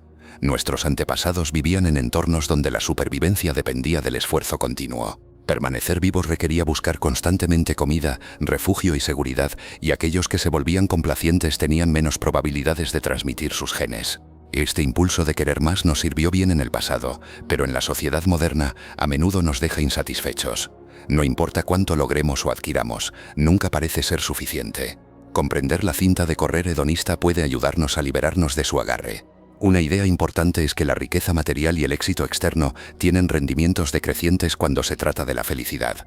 La investigación muestra que, si bien el dinero puede mejorar el bienestar hasta cierto punto al satisfacer las necesidades básicas y reducir el estrés financiero, más allá de eso, su impacto en la felicidad es mínimo. Después de lograr la estabilidad financiera, acumular más riqueza no aumenta significativamente la satisfacción vital. Sin embargo, muchos de nosotros seguimos persiguiéndolo, creyendo que tiene la clave de la felicidad. Otra forma de bajarse de la cinta de correr es centrarse en las experiencias en lugar de las posesiones. Los estudios sugieren que experiencias como viajar o pasar tiempo con seres queridos brindan una felicidad más duradera que los bienes materiales. Esto se debe en parte a que las experiencias crean recuerdos y profundizan nuestras conexiones con los demás, mientras que las posesiones tienden a perder su novedad con el tiempo. Invertir en relaciones, crecimiento personal y actividades significativas puede traer una sensación de realización que el éxito material a menudo no logra proporcionar. La gratitud es otra herramienta poderosa para contrarrestar los efectos de la adaptación hedónica. Al apreciar activamente lo que ya tenemos, podemos cambiar nuestro enfoque de lo que falta a lo que está presente. Se ha demostrado que practicar la gratitud aumenta la felicidad, reduce el estrés y mejora las relaciones. Nos recuerda que la satisfacción no proviene de adquirir más, sino de valorar lo que ya está en nuestras vidas. La atención plena también juega un papel clave para liberarse de la cinta de correr hedonista. Al cultivar la conciencia del momento presente, podemos aprender a apreciar los placeres simples de la vida sin esforzarnos constantemente por más. La atención plena nos ayuda a reconocer cuando estamos atrapados en el ciclo del deseo y nos recuerda que la felicidad no es un destino, sino un estado del ser. Si bien la cinta de correr hedonista destaca los desafíos de mantener la felicidad, también revela nuestra resiliencia. Nuestra capacidad de adaptarnos tanto a experiencias positivas como negativas es un testimonio de la capacidad humana para el crecimiento y la recuperación. La vida siempre tendrá altibajos, pero comprender cómo funciona la adaptación hedónica puede ayudarnos a abordar estas fluctuaciones con mayor conciencia y equilibrio. La cinta de correr hedonista no significa que debamos dejar de esforzarnos o establecer metas. La ambición y el progreso son partes esenciales de la vida, pero sí nos desafía a repensar por qué perseguimos ciertas cosas y si realmente nos brindan la satisfacción que buscamos. Nos invita a dar un paso atrás y preguntar si estamos corriendo hacia algo significativo o simplemente corriendo en círculos. En última instancia, la cinta de correr no se trata de las cosas que perseguimos, se trata de cómo nos relacionamos con la vida.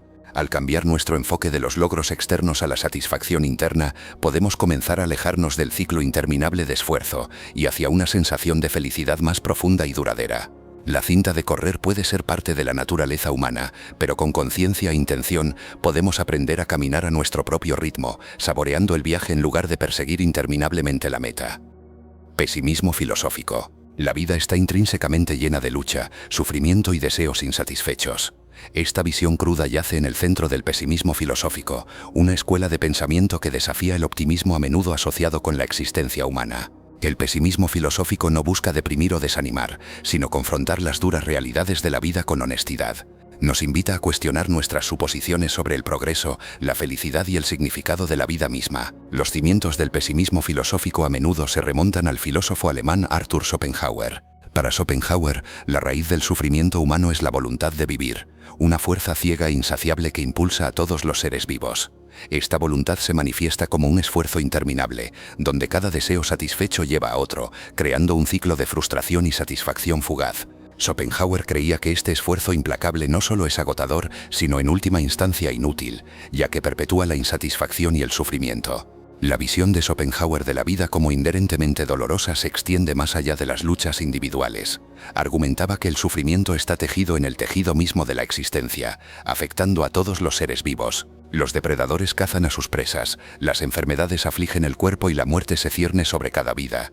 Si bien existen momentos de felicidad o placer, son temporales y a menudo se producen a expensas de otros. Schopenhauer veía estas alegrías fugaces no como evidencia del valor de la vida, sino como breves respiros en una realidad por lo demás sombría. Otra voz influyente en el pesimismo filosófico es Friedrich Nietzsche, quien, aunque a menudo asociado con el existencialismo, también lidió con ideas pesimistas. Nietzsche desafió la resignación de Schopenhauer al sufrimiento de la vida proponiendo una filosofía de afirmación. Reconoció la dureza de la existencia, pero argumentó que debemos abrazar las luchas y el caos de la vida como partes esenciales de estar vivo.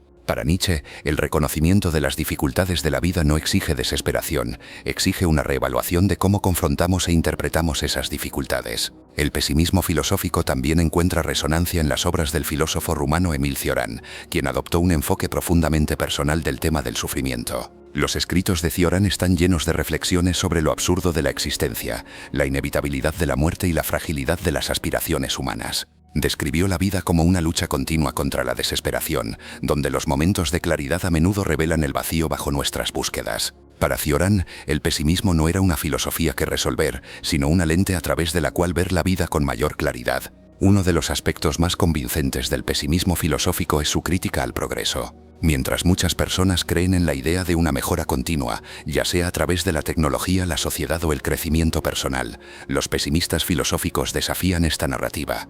Argumentan que, si bien las circunstancias pueden cambiar, la naturaleza fundamental del sufrimiento humano permanece constante. Los avances tecnológicos pueden aliviar ciertas dificultades, pero a menudo crean nuevas formas de descontento. De manera similar, el progreso social puede mejorar las condiciones de vida, pero no puede eliminar el sufrimiento existencial ni las limitaciones de la mortalidad. El pesimismo filosófico también cuestiona la búsqueda de la felicidad como objetivo principal. Sugiere que el enfoque implacable en lograr la felicidad a menudo conduce a una mayor decepción, ya que la felicidad es esquiva y transitoria. En lugar de perseguir un estado idealizado de contento, los pesimistas nos animan a aceptar las imperfecciones y limitaciones de la vida. Esta aceptación no significa rendirse, sino aprender a navegar la existencia sin la presión constante de encontrar la realización última. Una forma en que el pesimismo filosófico ofrece consuelo es enfatizando la solidaridad en el sufrimiento.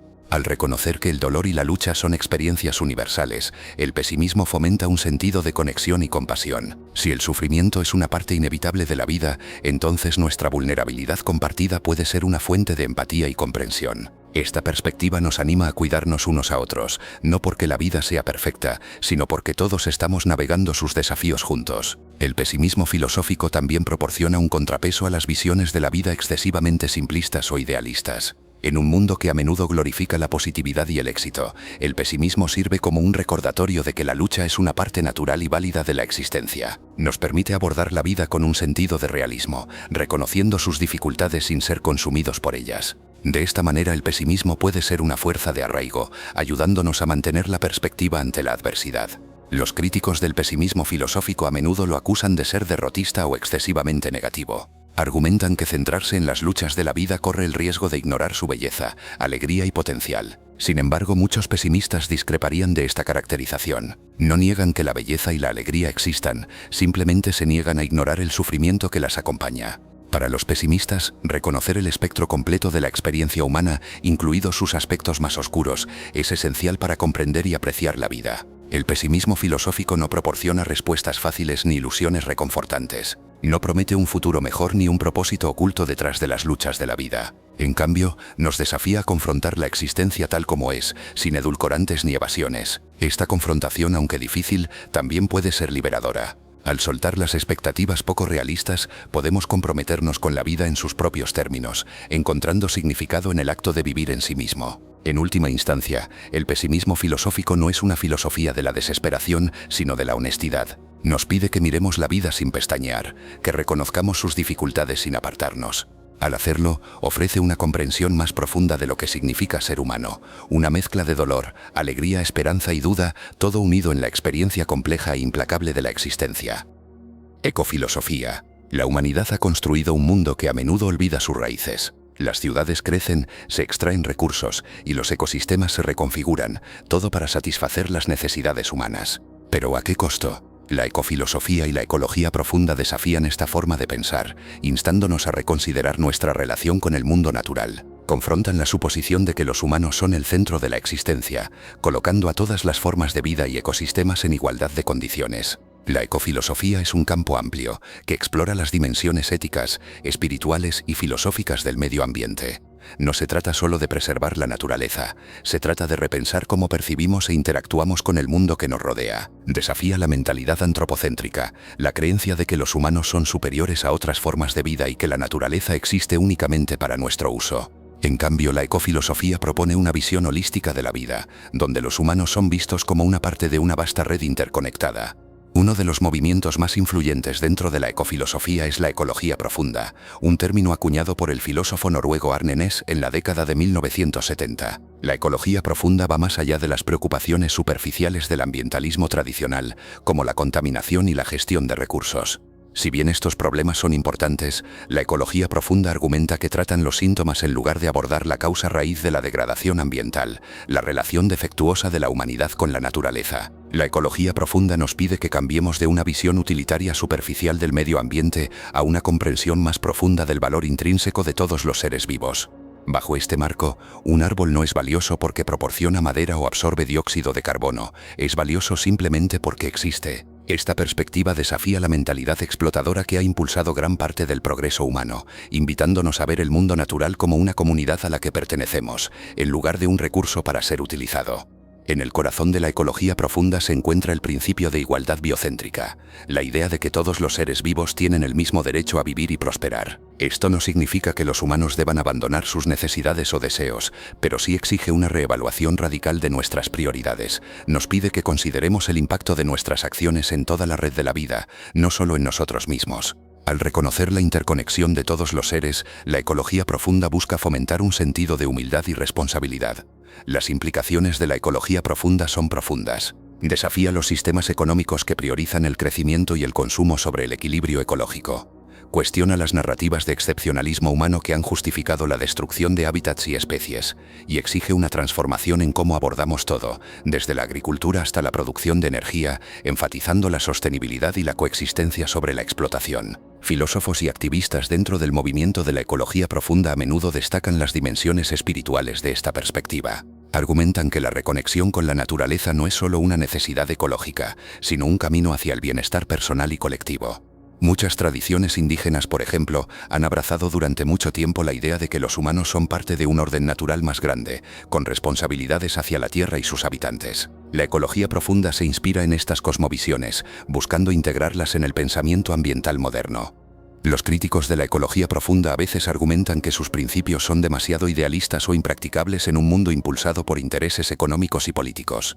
Cuestionan si la humanidad realmente puede priorizar las necesidades de los ecosistemas sobre sus propios objetivos a corto plazo. Otros se preocupan de que el énfasis de la ecología profunda en la igualdad biocéntrica pueda llevar a dilemas éticos difíciles, como cómo equilibrar la supervivencia humana con la protección de otras especies.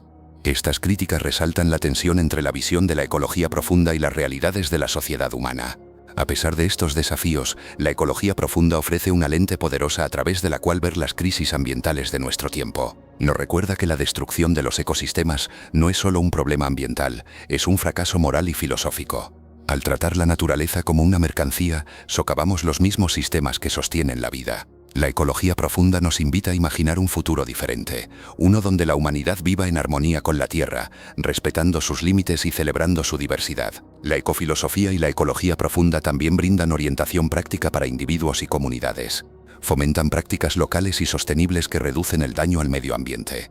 Promueven la educación y la conciencia sobre la interdependencia de la vida, e inspiran movimientos de base que desafían los sistemas y políticas que impulsan la destrucción ecológica. Estos esfuerzos pueden no resolver todos los problemas, pero representan un paso crucial hacia la alineación de las actividades humanas con los principios de la ecología profunda. Quizás el aspecto más radical de la ecofilosofía y la ecología profunda es su llamado a un cambio de conciencia.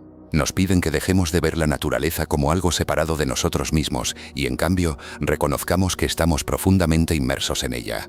Este cambio no es fácil. Requiere confrontar creencias arraigadas, repensar nuestros valores y aceptar que la humanidad no es la cúspide de la vida, sino una parte de un todo más grande.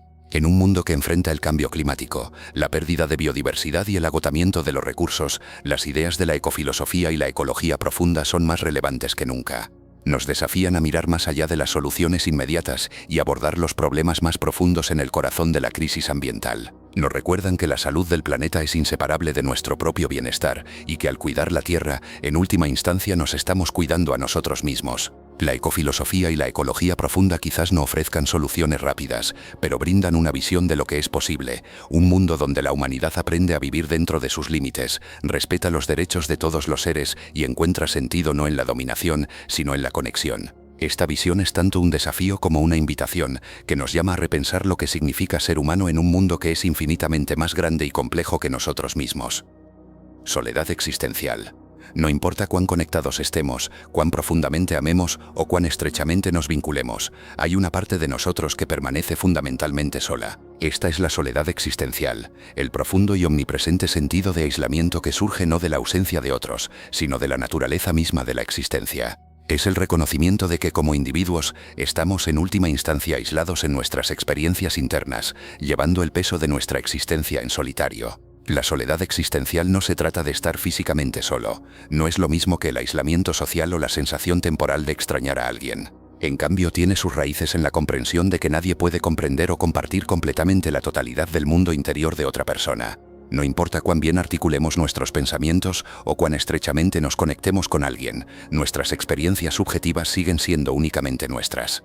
Esta inherente separación es una condición del ser humano. Filósofos y escritores han lidiado durante mucho tiempo con este profundo sentido de aislamiento. Søren Kierkegaard, a menudo considerado el padre del existencialismo, habló de la relación del individuo con la existencia como un viaje solitario. Creía que confrontar esta soledad era esencial para el crecimiento personal y la autenticidad. Para Kierkegaard, al individuo debe enfrentar la verdad de su soledad para vivir una vida significativa y auténtica. En este sentido, la soledad existencial no es solo una carga, también es un llamado a comprometerse con uno mismo de manera profunda y honesta. Friedrich Nietzsche exploró una idea similar a través de su concepto del Übermensch o superhombre. Vio el viaje hacia la autorrealización como inherentemente solitario, que requería que los individuos trascendieran las normas sociales y encontraran sus propios valores. Para Nietzsche, la soledad existencial era una parte necesaria de este proceso, no era algo que evitar, sino que abrazar como fuente de fuerza e individualidad. La soledad de distinguirse de la multitud, de forjar el propio camino, fue central en su visión de una vida plena. La soledad existencial también está ligada a nuestra conciencia de la mortalidad. Como seres conscientes, entendemos que nuestras vidas son finitas y nadie más puede compartir la experiencia de nuestra muerte. Este conocimiento crea un profundo sentido de soledad al darnos cuenta de que solo nosotros debemos enfrentar la incertidumbre de lo que hay más allá. Para Martin Heidegger, esta conciencia de la mortalidad era central para la condición humana. Describió el concepto de ser hacia la muerte, enfatizando que la inevitabilidad de la muerte da forma a cómo vivimos y cómo enfrentamos nuestra propia existencia. La soledad existencial en este contexto es ineludible, está tejida en nuestra conciencia de la fragilidad de la vida. Al mismo tiempo, la soledad existencial puede ser una fuente de creatividad e introspección. Escritores, artistas y pensadores a menudo han recurrido a sus experiencias de aislamiento para crear obras que resuenan profundamente con los demás. Los escritos de Franz Kafka, por ejemplo, reflejan un profundo sentido de alienación y soledad, y sin embargo hablan de sentimientos universales de desconexión. Esta paradoja destaca uno de los aspectos únicos de la soledad existencial. Si bien es profundamente personal, también es una experiencia humana compartida. Al reconocer nuestro aislamiento, encontramos una extraña forma de conexión con otros que sienten lo mismo. La soledad existencial también plantea preguntas sobre la naturaleza de las relaciones. ¿Podemos realmente conocer a otra persona, o nuestras conexiones están en última instancia limitadas por los límites de nuestra propia subjetividad? Jean-Paul Sartre exploró esta tensión en su filosofía existencial, particularmente en su obra A Puerta Cerrada. Argumentó que, si bien anhelamos la conexión, a menudo malinterpretamos o cosificamos a los demás en nuestros intentos de salvar la brecha entre nosotros y ellos. Para Sartre, la lucha por conectar auténticamente es una parte inevitable de la condición humana. Sin embargo, la soledad existencial no es necesariamente algo que superar o solucionar. Muchos existencialistas la ven como una oportunidad para confrontar las verdades más profundas de la vida. Al reconocer nuestra soledad, nos vemos obligados a lidiar con preguntas de significado, propósito e identidad en nuestros propios términos. Esto puede ser una fuente de ansiedad, pero también puede conducir a un profundo autodescubrimiento y crecimiento. De esta manera, la soledad existencial es tanto un desafío como un regalo. Nos impulsa a buscar comprensión y autenticidad en un mundo que a menudo se siente desconectado. La psicología moderna también ha explorado el impacto de la soledad existencial en la salud mental y el bienestar. Algunos investigadores argumentan que reconocer y aceptar esta forma de soledad puede ser un camino hacia la resiliencia y la autoaceptación. Al comprender que la soledad existencial es una parte natural de la vida, podemos alejarnos de los sentimientos de insuficiencia o desesperación y centrarnos en construir conexiones significativas con los demás. Estas conexiones pueden no eliminar nuestra soledad, pero pueden proporcionar consuelo y un sentido de humanidad compartida. La soledad existencial es un recordatorio tanto de los límites como de la riqueza de la experiencia humana. Nos obliga a enfrentar el hecho de que nadie más puede vivir nuestras vidas por nosotros, pensar nuestros pensamientos o sentir nuestros sentimientos. Pero también nos recuerda el valor de la conexión, la empatía y la comprensión. Si bien quizás nunca cerremos por completo la brecha entre nosotros y los demás, el intento de hacerlo es lo que hace que las relaciones sean significativas. Al final, la soledad existencial no es ni enteramente buena ni enteramente mala, es simplemente parte de lo que significa ser humano. Nos desafía a mirar hacia adentro, a confrontar nuestros miedos e incertidumbres y a encontrar nuestros propios caminos en un mundo complejo y a menudo confuso. Al abrazar nuestra soledad podemos aprender a vivir con mayor autenticidad y apertura, encontrando significado no en escapar de la soledad, sino en enfrentarla con coraje y compasión. Misantropía y filosofía. La humanidad es imperfecta, quizás tan imperfecta que algunos filósofos han cuestionado si merece su lugar en el mundo. La misantropía, o la desconfianza y crítica hacia la humanidad, ha sido durante mucho tiempo un tema en la filosofía, desafiando nuestra comprensión de nosotros mismos, nuestros valores y nuestro impacto en el mundo. No se trata de odiar a las personas individualmente, sino de cuestionar la naturaleza colectiva de la humanidad, sus tendencias, decisiones y las consecuencias de sus acciones. La misantropía filosófica no es simplemente cinismo o amargura, es una crítica seria de la naturaleza humana. Examina las formas en que la humanidad no cumple con sus ideales, a menudo centrándose en el daño que infligimos a nosotros mismos, a los demás y al planeta. Para pensadores como Arthur Schopenhauer, la misantropía provenía de un profundo escepticismo sobre el comportamiento humano. Schopenhauer veía a la humanidad impulsada por la voluntad de vivir, una fuerza ciega e insaciable que conduce a un esfuerzo constante, competencia y sufrimiento. Argumentaba que los seres humanos, lejos de ser racionales o virtuosos, se rigen en gran medida por el egoísmo y los deseos irracionales. Friedrich Nietzsche, otra figura pivotal, abordó la misantropía de manera diferente. Si bien Nietzsche criticó a la humanidad por su mentalidad de rebaño y su tendencia a aferrarse a la comodidad y la mediocridad, no la rechazó por completo. En cambio, vio estas fallas como desafíos a superar. La misantropía de Nietzsche no era un desprecio por la humanidad, sino un llamado a la transformación, una exigencia de que confrontemos nuestras limitaciones y nos esforcemos por convertirnos en mejores versiones de nosotros mismos. La misantropía filosófica a menudo surge de una sensación de decepción. El antiguo filósofo griego Diógenes de Sinope, una figura clave en el cinismo, es recordado por sus agudas críticas a la hipocresía y vanidad humana. Se dice que vagaba por las calles con una linterna buscando a un hombre honesto. Diógenes rechazó las convenciones sociales y el materialismo de su tiempo, creyendo que la búsqueda de la riqueza, el poder y el estatus por parte de la humanidad había corrompido su carácter moral. Su misantropía no estaba arraigada en el odio, sino en la frustración por el fracaso de la humanidad en vivir de manera auténtica y virtuosa. Jean-Jacques Rousseau, un pensador más esperanzado, también expresó ideas misantrópicas en su crítica a la civilización. Rousseau creía que la humanidad era inherentemente buena en su estado natural, pero que había sido corrompida por la sociedad. Argumentó que la búsqueda del progreso y la modernidad había alienado a las personas de su verdadera naturaleza, lo que llevó a la desigualdad, la codicia y la decadencia moral. Si bien la misantropía de Rousseau se dirigía a los defectos colectivos de la civilización, conllevaba una creencia subyacente en la posibilidad de redención a través de un retorno a la simplicidad y la conexión con la naturaleza. La filosofía misantrópica moderna a menudo se centra en el impacto de la humanidad en el planeta. Filósofos ambientales como Arne Naess y pensadores asociados con el movimiento de la ecología profunda argumentan que la explotación de la naturaleza por parte de la humanidad refleja un antropocentrismo peligroso. Esta perspectiva ve a la humanidad como una fuerza destructiva, priorizando sus propios intereses a expensas de otras especies y ecosistemas. Si bien no todos los ambientalistas son misántropos, esta crítica al papel de la humanidad en las crisis ecológicas se alinea con la desconfianza más amplia de la misantropía hacia el comportamiento humano. La misantropía también puede tomar un giro existencial, cuestionando si la existencia de la humanidad tiene algún valor inherente. Émile Cioran, un filósofo del siglo XX, escribió extensamente sobre lo absurdo y la futilidad de la vida humana. Para Cioran, la búsqueda incesante de significado por parte de la humanidad a menudo enmascaraba sus defectos más profundos, su arrogancia, su destructividad y su incapacidad para confrontar sus limitaciones.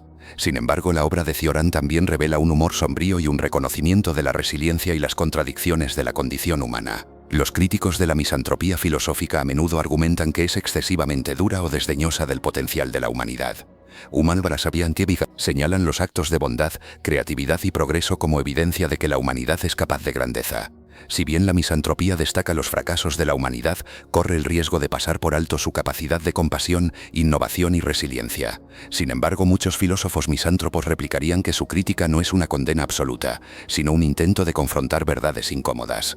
Al reconocer las fallas de la humanidad, argumentan, podemos comenzar a abordarlas. Uno de los aspectos más desafiantes de la misantropía son sus implicaciones morales. Si la humanidad es fundamentalmente defectuosa, ¿qué debemos hacer al respecto? ¿Debemos esforzarnos por cambiar o debemos aceptar nuestras limitaciones? Filósofos como Nietzsche vieron la misantropía como un llamado a la acción, instando a la humanidad a superar sus debilidades y abrazar su potencial. Otros, como Schopenhauer, se inclinan hacia la resignación, considerando que las fallas de la humanidad son inherentes e inmutables. La misantropía filosófica nos obliga a lidiar con preguntas difíciles sobre nuestra naturaleza y nuestro futuro.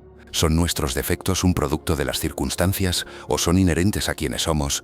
¿Podemos elevarnos por encima de nuestras tendencias hacia el egoísmo, la violencia y la destrucción, o son estos rasgos inseparables de nuestra humanidad? Estas preguntas no son fáciles de responder, pero son vitales para comprender la condición humana.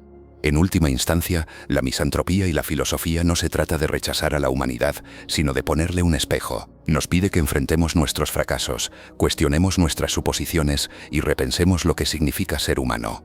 Ya sea que conduzca a la desesperación, la esperanza o la transformación, la misantropía filosófica nos desafía a examinarnos a fondo y a considerar cómo podemos mejorar. Al hacerlo, nos invita no a alejarnos de la humanidad, sino a comprometernos con ella de manera más honesta y reflexiva que nunca. Transhumanismo. ¿Y si la humanidad pudiera tomar el control de su propia evolución, mejorando nuestros cuerpos y mentes más allá de lo que la naturaleza alguna vez concibió? Esta es la visión del transhumanismo, un movimiento que busca usar la tecnología para superar las limitaciones biológicas del cuerpo humano y redefinir lo que significa ser humano. Ya no es ciencia ficción. El transhumanismo es un campo de pensamiento en rápido crecimiento, que fusiona filosofía, ética y ciencia de vanguardia para imaginar un futuro donde los humanos ya no estén limitados por el envejecimiento, las enfermedades o incluso la muerte. El transhumanismo parte de una premisa simple: los seres humanos no son la etapa final de la evolución. Durante siglos, nos hemos adaptado a nuestro entorno a través de la selección natural, pero los transhumanistas argumentan que ahora estamos en posición de dirigir nuestro propio desarrollo. Los avances en inteligencia artificial, biotecnología, nanotecnología y neurociencia están haciendo posible alterar fundamentalmente la forma en que vivimos, pensamos e interactuamos con el mundo. Uno de los objetivos clave del transhumanismo es eliminar las vulnerabilidades físicas del cuerpo humano. El envejecimiento, por ejemplo, a menudo se ve como una parte inevitable de la vida, pero los transhumanistas lo consideran un problema a resolver. Los científicos ya están explorando formas de ralentizar, detener o incluso revertir el proceso de envejecimiento. A través de la reparación celular, la edición genética y las terapias que atacan las causas fundamentales del envejecimiento, el sueño de una vida útil significativamente extendida o incluso la inmortalidad ya no está fuera del ámbito de lo posible. La enfermedad es otra frontera. La medicina moderna ya ha logrado avances increíbles en el tratamiento de enfermedades, pero el transhumanismo visualiza un mundo donde enfermedades como el cáncer, el Alzheimer y las enfermedades cardíacas están completamente erradicadas. Herramientas de edición genética como CRISPR se están utilizando para corregir defectos genéticos y fortalecer la inmunidad, mientras que los avances en prótesis y bioingeniería permiten el reemplazo de órganos y tejidos dañados con alternativas más duraderas y eficientes. El transhumanismo no se trata solo de mejora física, también busca expandir la inteligencia humana y las capacidades cognitivas. Las interfaces cerebro-computadora, por ejemplo, se están desarrollando para permitir la comunicación directa entre nuestras mentes y las máquinas. Esta tecnología podría mejorar la memoria, aumentar las habilidades de resolución de problemas e incluso permitir nuevas formas de creatividad y expresión. Imagine un futuro donde el conocimiento es instantáneamente accesible, no mirando una pantalla, sino integrándolo directamente en su mente. En su esencia, el transhumanismo es una filosofía de mejora, pero plantea profundas preguntas éticas. Si mejoramos las capacidades humanas, ¿quién tendrá acceso a estas tecnologías? ¿Estarán disponibles para todos o crearán una nueva división entre los mejorados y los no mejorados? Los críticos se preocupan por un futuro donde la riqueza determine no solo la comodidad material, sino también la ventaja biológica, exacerbando las desigualdades existentes y creando una sociedad de haves y have-nots tecnológicos.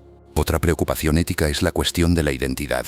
A medida que integramos más tecnología en nuestros cuerpos y mentes, ¿dónde trazamos la línea entre humano y máquina? Si reemplaza suficientes partes de sí mismo con componentes artificiales, ¿sigue siendo usted?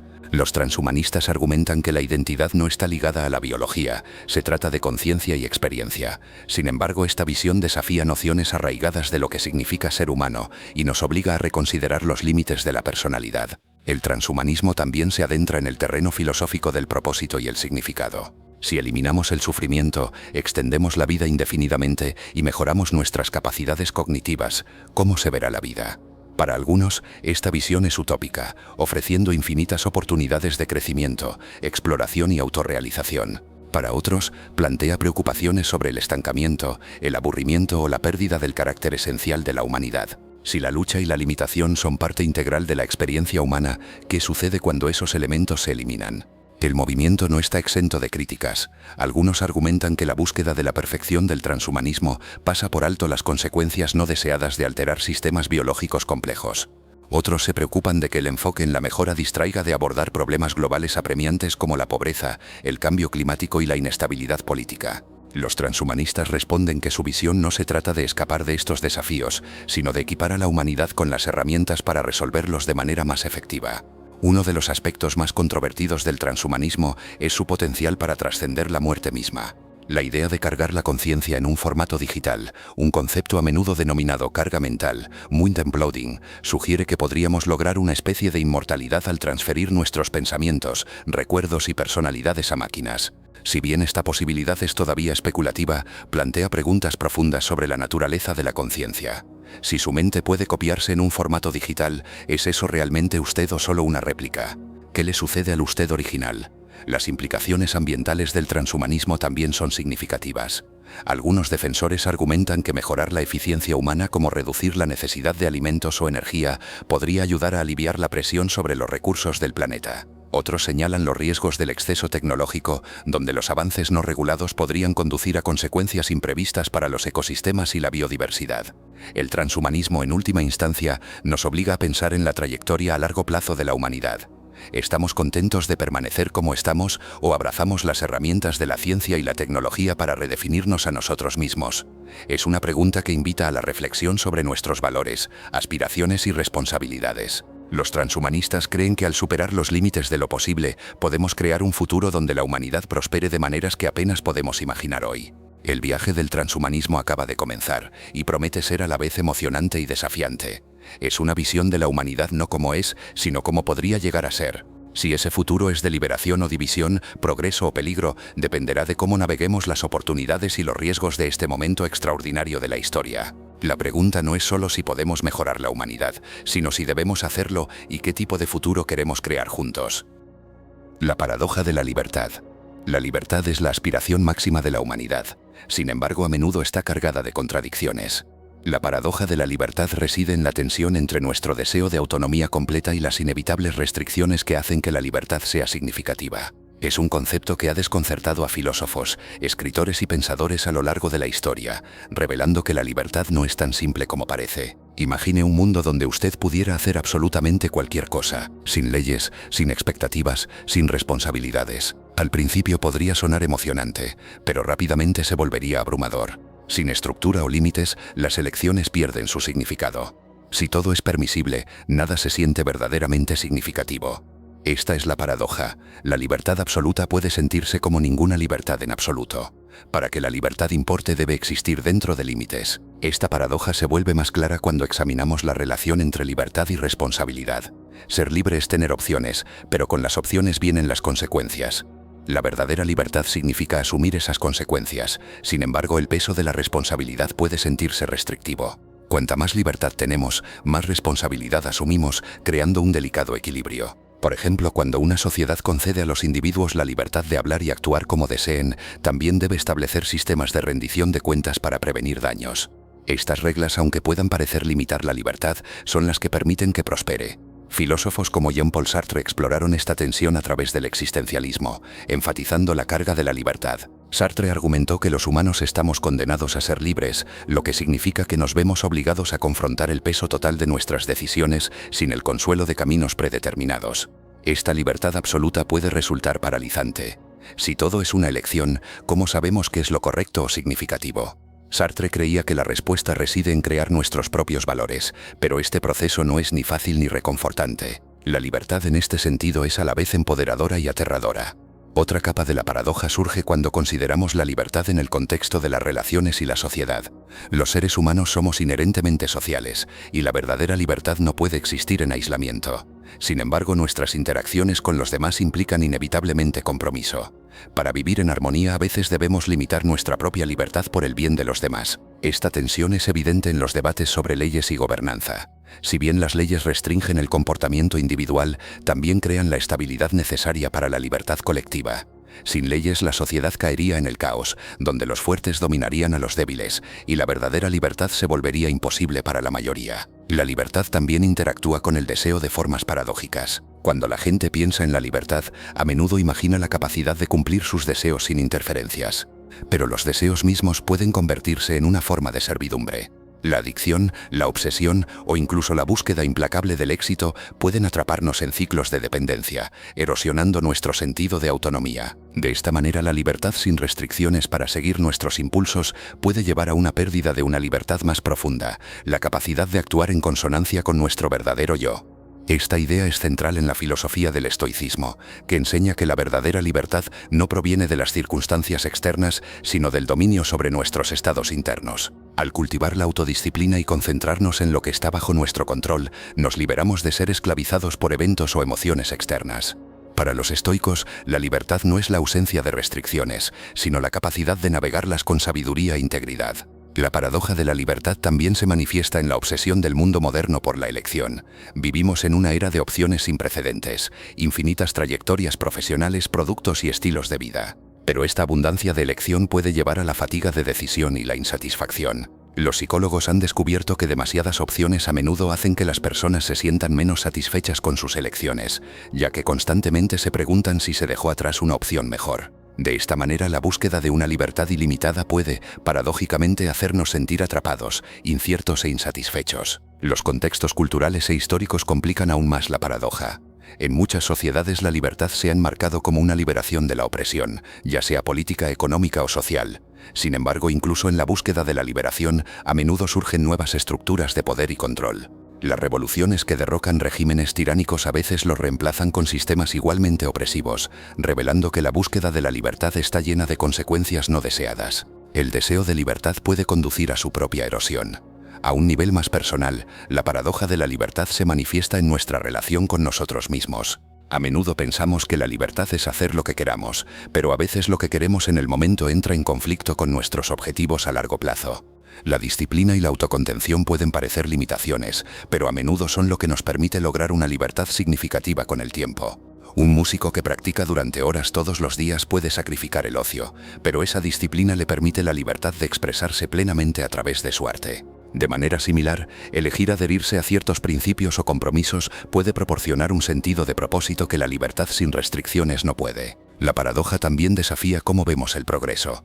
Los avances tecnológicos a menudo prometen una mayor libertad para comunicarse, viajar y acceder a información. Sin embargo, estas mismas tecnologías pueden convertirse en herramientas de vigilancia, distracción o dependencia. Las redes sociales, por ejemplo, ofrecen libertad de expresión, pero también pueden atraparnos en cámaras de eco o comportamientos adictivos. Las herramientas que creamos para liberarnos pueden convertirse en las mismas cadenas que nos atan. En última instancia, la paradoja de la libertad nos obliga a confrontar la complejidad de la existencia humana. La libertad no se trata de la ausencia de restricciones, sino de encontrar el equilibrio dentro de ellas. Se trata de reconocer que los límites y las responsabilidades no son los enemigos de la libertad, sino su fundamento. La verdadera libertad no es una elección infinita o una acción sin restricciones, es la capacidad de vivir en consonancia con nuestros valores, de navegar las limitaciones de la vida con propósito y de encontrar significado en el delicado equilibrio entre autonomía y conexión. La paradoja de la libertad no es un problema a resolver, sino una realidad a abrazar. Nos desafía a pensar profundamente sobre lo que valoramos, cómo vivimos y qué significa realmente ser libre. Lejos de disminuir la libertad, esta paradoja la enriquece, recordándonos que las formas más profundas de libertad no provienen de escapar de las limitaciones, sino de comprenderlas y trabajar dentro de ellas. El experimento mental del botón rojo. Imagine un botón rojo frente a usted. Pulsarlo borraría instantánea y sin dolor a toda la humanidad, sin sufrimiento, sin efectos persistentes, solo la cesación completa y total de la raza humana. Ahora pregúntese, ¿lo pulsaría? Este es el experimento mental del botón rojo, un escenario simple pero profundo que nos obliga a confrontar preguntas fundamentales sobre el valor de la existencia, la naturaleza del sufrimiento y el peso moral de nuestras elecciones. El experimento mental comienza con la premisa de que la humanidad es profundamente imperfecta. Guerras, destrucción ambiental, desigualdad y sufrimiento son partes ineludibles de nuestra historia y nuestro presente. A la persona que contempla el botón a menudo se le pide que considere si la existencia de la humanidad causa más daño que bien. ¿Está el mundo mejor con humanos o la ausencia de nuestra especie aliviaría el sufrimiento que causamos, tanto a nosotros mismos como al planeta? El botón rojo ofrece una solución radical, el fin de todo sufrimiento humano para siempre. Este experimento mental no se trata de la toma impulsiva de decisiones, invita a una reflexión cuidadosa sobre las complejidades de la existencia humana. Primero nos obliga a sopesar el valor de la vida misma. ¿Es la existencia intrínsecamente valiosa, independientemente del sufrimiento que conlleva? Algunos argumentan que la vida, incluso con todas sus imperfecciones,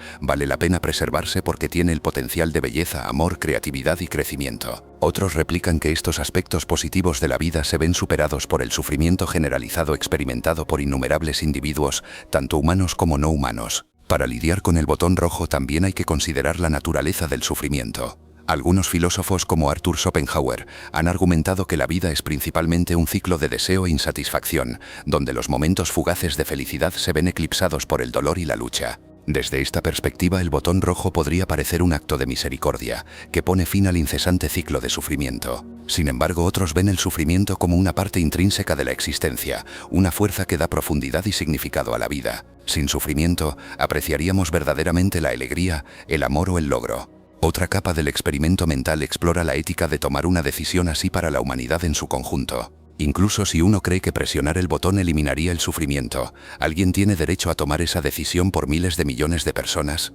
La humanidad no es un monolito, los individuos experimentan la vida de maneras muy diferentes. Si bien algunos soportan un sufrimiento profundo, otros encuentran un valor y una realización inmensos en sus vidas. El botón rojo reduce esta diversidad a una decisión binaria, asumiendo que una única perspectiva puede encapsular la experiencia de todos. También está la cuestión de la esperanza. La humanidad, a pesar de sus defectos, ha demostrado una notable resiliencia y capacidad de cambio. Los avances científicos, el progreso social y los actos de compasión demuestran que somos capaces de abordar nuestros problemas y mejorar el mundo. Presionar el botón borraría no solo el sufrimiento de la humanidad, sino también su potencial. ¿Podríamos justificar alguna vez el fin de la posibilidad de un futuro más brillante, incluso ante las dificultades actuales? Para aquellos que se inclinan a presionar el botón, las consideraciones ambientales a menudo juegan un papel importante. Los humanos han causado un daño inmenso al planeta, llevando especies a la extinción, contaminando ecosistemas y alterando el clima. Sin la humanidad, la Tierra podría recuperarse, volviendo a un estado de equilibrio natural. Pero esto plantea una pregunta adicional. ¿Tiene el planeta mismo un valor intrínseco, independiente de la percepción humana? Si la humanidad desaparece, ¿quién será testigo o apreciará la restauración de la Tierra? Y eso importa. El experimento mental también nos invita a examinar nuestros propios sesgos y emociones. Para algunos, el impulso de presionar el botón podría provenir de una desesperación personal o frustración con los fallos de la humanidad. Para otros, la decisión de abstenerse puede tener sus raíces en una aversión instintiva a causar daño, incluso hipotéticamente. El botón rojo expone la tensión entre la razón y la emoción, desafiándonos a pensar críticamente sobre nuestras motivaciones y valores. Un giro convincente del experimento es la posibilidad de que el botón rojo sea una ilusión, una prueba diseñada para no ser pulsada. En esta interpretación, la presencia del botón mismo es un desafío a la autoconciencia y el razonamiento ético de la humanidad. Al elegir no pulsarlo, afirmamos nuestra creencia en el valor de la existencia a pesar de sus imperfecciones. El botón se convierte en un espejo que refleja nuestras esperanzas, miedos y creencias sobre lo que significa ser humano. En última instancia, el experimento mental del botón rojo trata menos sobre el acto de pulsarlo o no pulsarlo, y más sobre las preguntas que plantea. Nos obliga a confrontar la profunda complejidad de la existencia, donde el sufrimiento y la alegría, la destrucción y la creación, la desesperación y la esperanza están entrelazados. Nos desafía a pensar profundamente sobre la naturaleza de la vida, la ética de la elección y nuestro lugar en el universo. El experimento mental no proporciona respuestas fáciles, ni está destinado a hacerlo. Su propósito es provocar la reflexión, animándonos a examinar nuestros valores y suposiciones.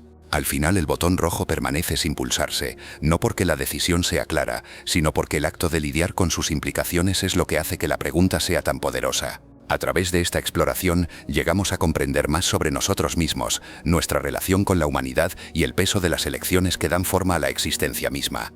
Teoría de la simulación. Y si todo lo que conoce, cada momento de alegría, cada dificultad y cada pensamiento, existiera dentro de una simulación? La teoría de la simulación propone que nuestra realidad podría no ser la fundamental, sino una creación de seres o sistemas avanzados. Sugiere que lo que percibimos como físico y concreto podría no ser más real que los mundos dentro de un videojuego. Las implicaciones son asombrosas, especialmente al considerar el sufrimiento. Si nuestras vidas son simuladas, ¿tiene el sufrimiento el mismo peso? ¿Y qué significa esto para cómo entendemos el dolor, la ética y la existencia? La teoría de la simulación ganó prominencia a través de pensadores como Nick Bostrom, quien argumentó que si las civilizaciones avanzadas desarrollan la capacidad de simular realidades indistinguibles de las suyas, y si eligen crear muchas de esas simulaciones, estadísticamente es probable que estemos viviendo en una de ellas. Si bien esta idea podría sonar a ciencia ficción, se basa en posibilidades lógicas, el desarrollo futuro de la capacidad informática, las motivaciones de los seres simulados y la indistinguibilidad de las experiencias simuladas de las reales. Si de hecho estamos viviendo en una simulación, la naturaleza del sufrimiento se vuelve profundamente complicada. En una realidad física, el dolor y el sufrimiento están ligados a procesos biológicos, daño al cuerpo, enfermedad o angustia emocional. Estas experiencias tienen peso porque están directamente conectadas con la supervivencia y el bienestar. Pero si nuestra realidad es simulada, el sufrimiento podría verse como algo programado en nuestra experiencia. Esto plantea la inquietante pregunta: ¿es el sufrimiento necesario en un mundo simulado o está diseñado intencionalmente en el sistema? Una posibilidad es que el sufrimiento exista porque añade profundidad y realismo a la simulación. Si los seres que crean la simulación tenían la intención de replicar una realidad lo más parecida posible a la suya, el sufrimiento podría ser una parte ineludible de ese diseño. Después de todo, la lucha, la pérdida y las dificultades son parte integral de la experiencia humana, moldeando nuestras elecciones, relaciones y sentido de significado. Sin sufrimiento, la vida podría carecer del contraste que hace que la alegría y la realización sean significativas.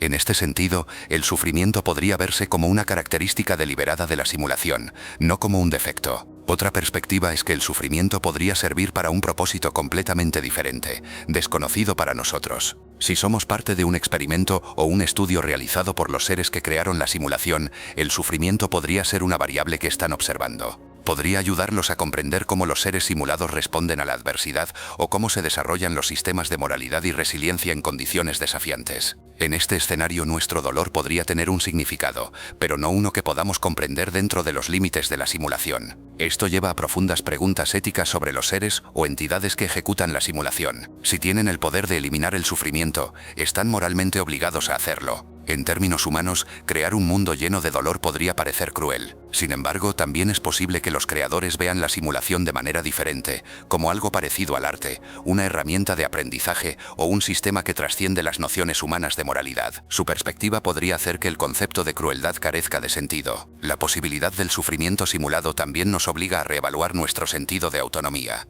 En un mundo simulado, ¿son nuestras acciones y elecciones verdaderamente nuestras, o están predeterminadas por el sistema?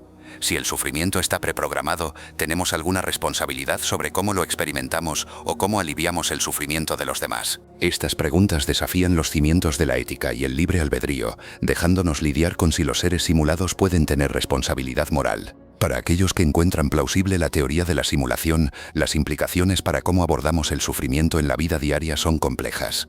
Por un lado, ver el sufrimiento como parte de una simulación podría disminuir su impacto emocional. Si el dolor es simplemente una construcción, quizás no necesite tomarse tan en serio. Por otro lado, la comprensión de que el sufrimiento está programado en el sistema podría profundizar su intensidad, ya que se convierte en un recordatorio de nuestra falta de control sobre la naturaleza fundamental de nuestra realidad. Sin embargo, incluso dentro del marco de la teoría de la simulación, el sufrimiento conserva una profunda inmediatez. Ya sea real o simulado, el dolor se siente real para quien lo experimenta.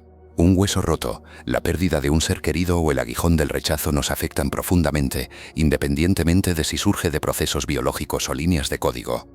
Esto destaca una paradoja de la teoría de la simulación. Incluso si nuestra realidad es una ilusión, nuestras experiencias no disminuyen. Siguen siendo poderosas, vívidas y profundamente significativas para nosotros. La teoría de la simulación también plantea la posibilidad de que no seamos participantes pasivos, sino creadores activos dentro de la simulación. Si somos seres simulados capaces de comprender la naturaleza de nuestra realidad, podríamos también influir o remodelarla. Esta idea abre una dimensión esperanzadora, sugiriendo que, incluso en un mundo simulado, podríamos tener el poder de enfrentar y reducir el sufrimiento a través de nuestras acciones, empatía e ingenio. En última instancia, la teoría de la simulación nos obliga a confrontar preguntas fundamentales sobre la existencia y el significado. Si nuestra realidad es simulada, ¿la hace menos valiosa o significativa?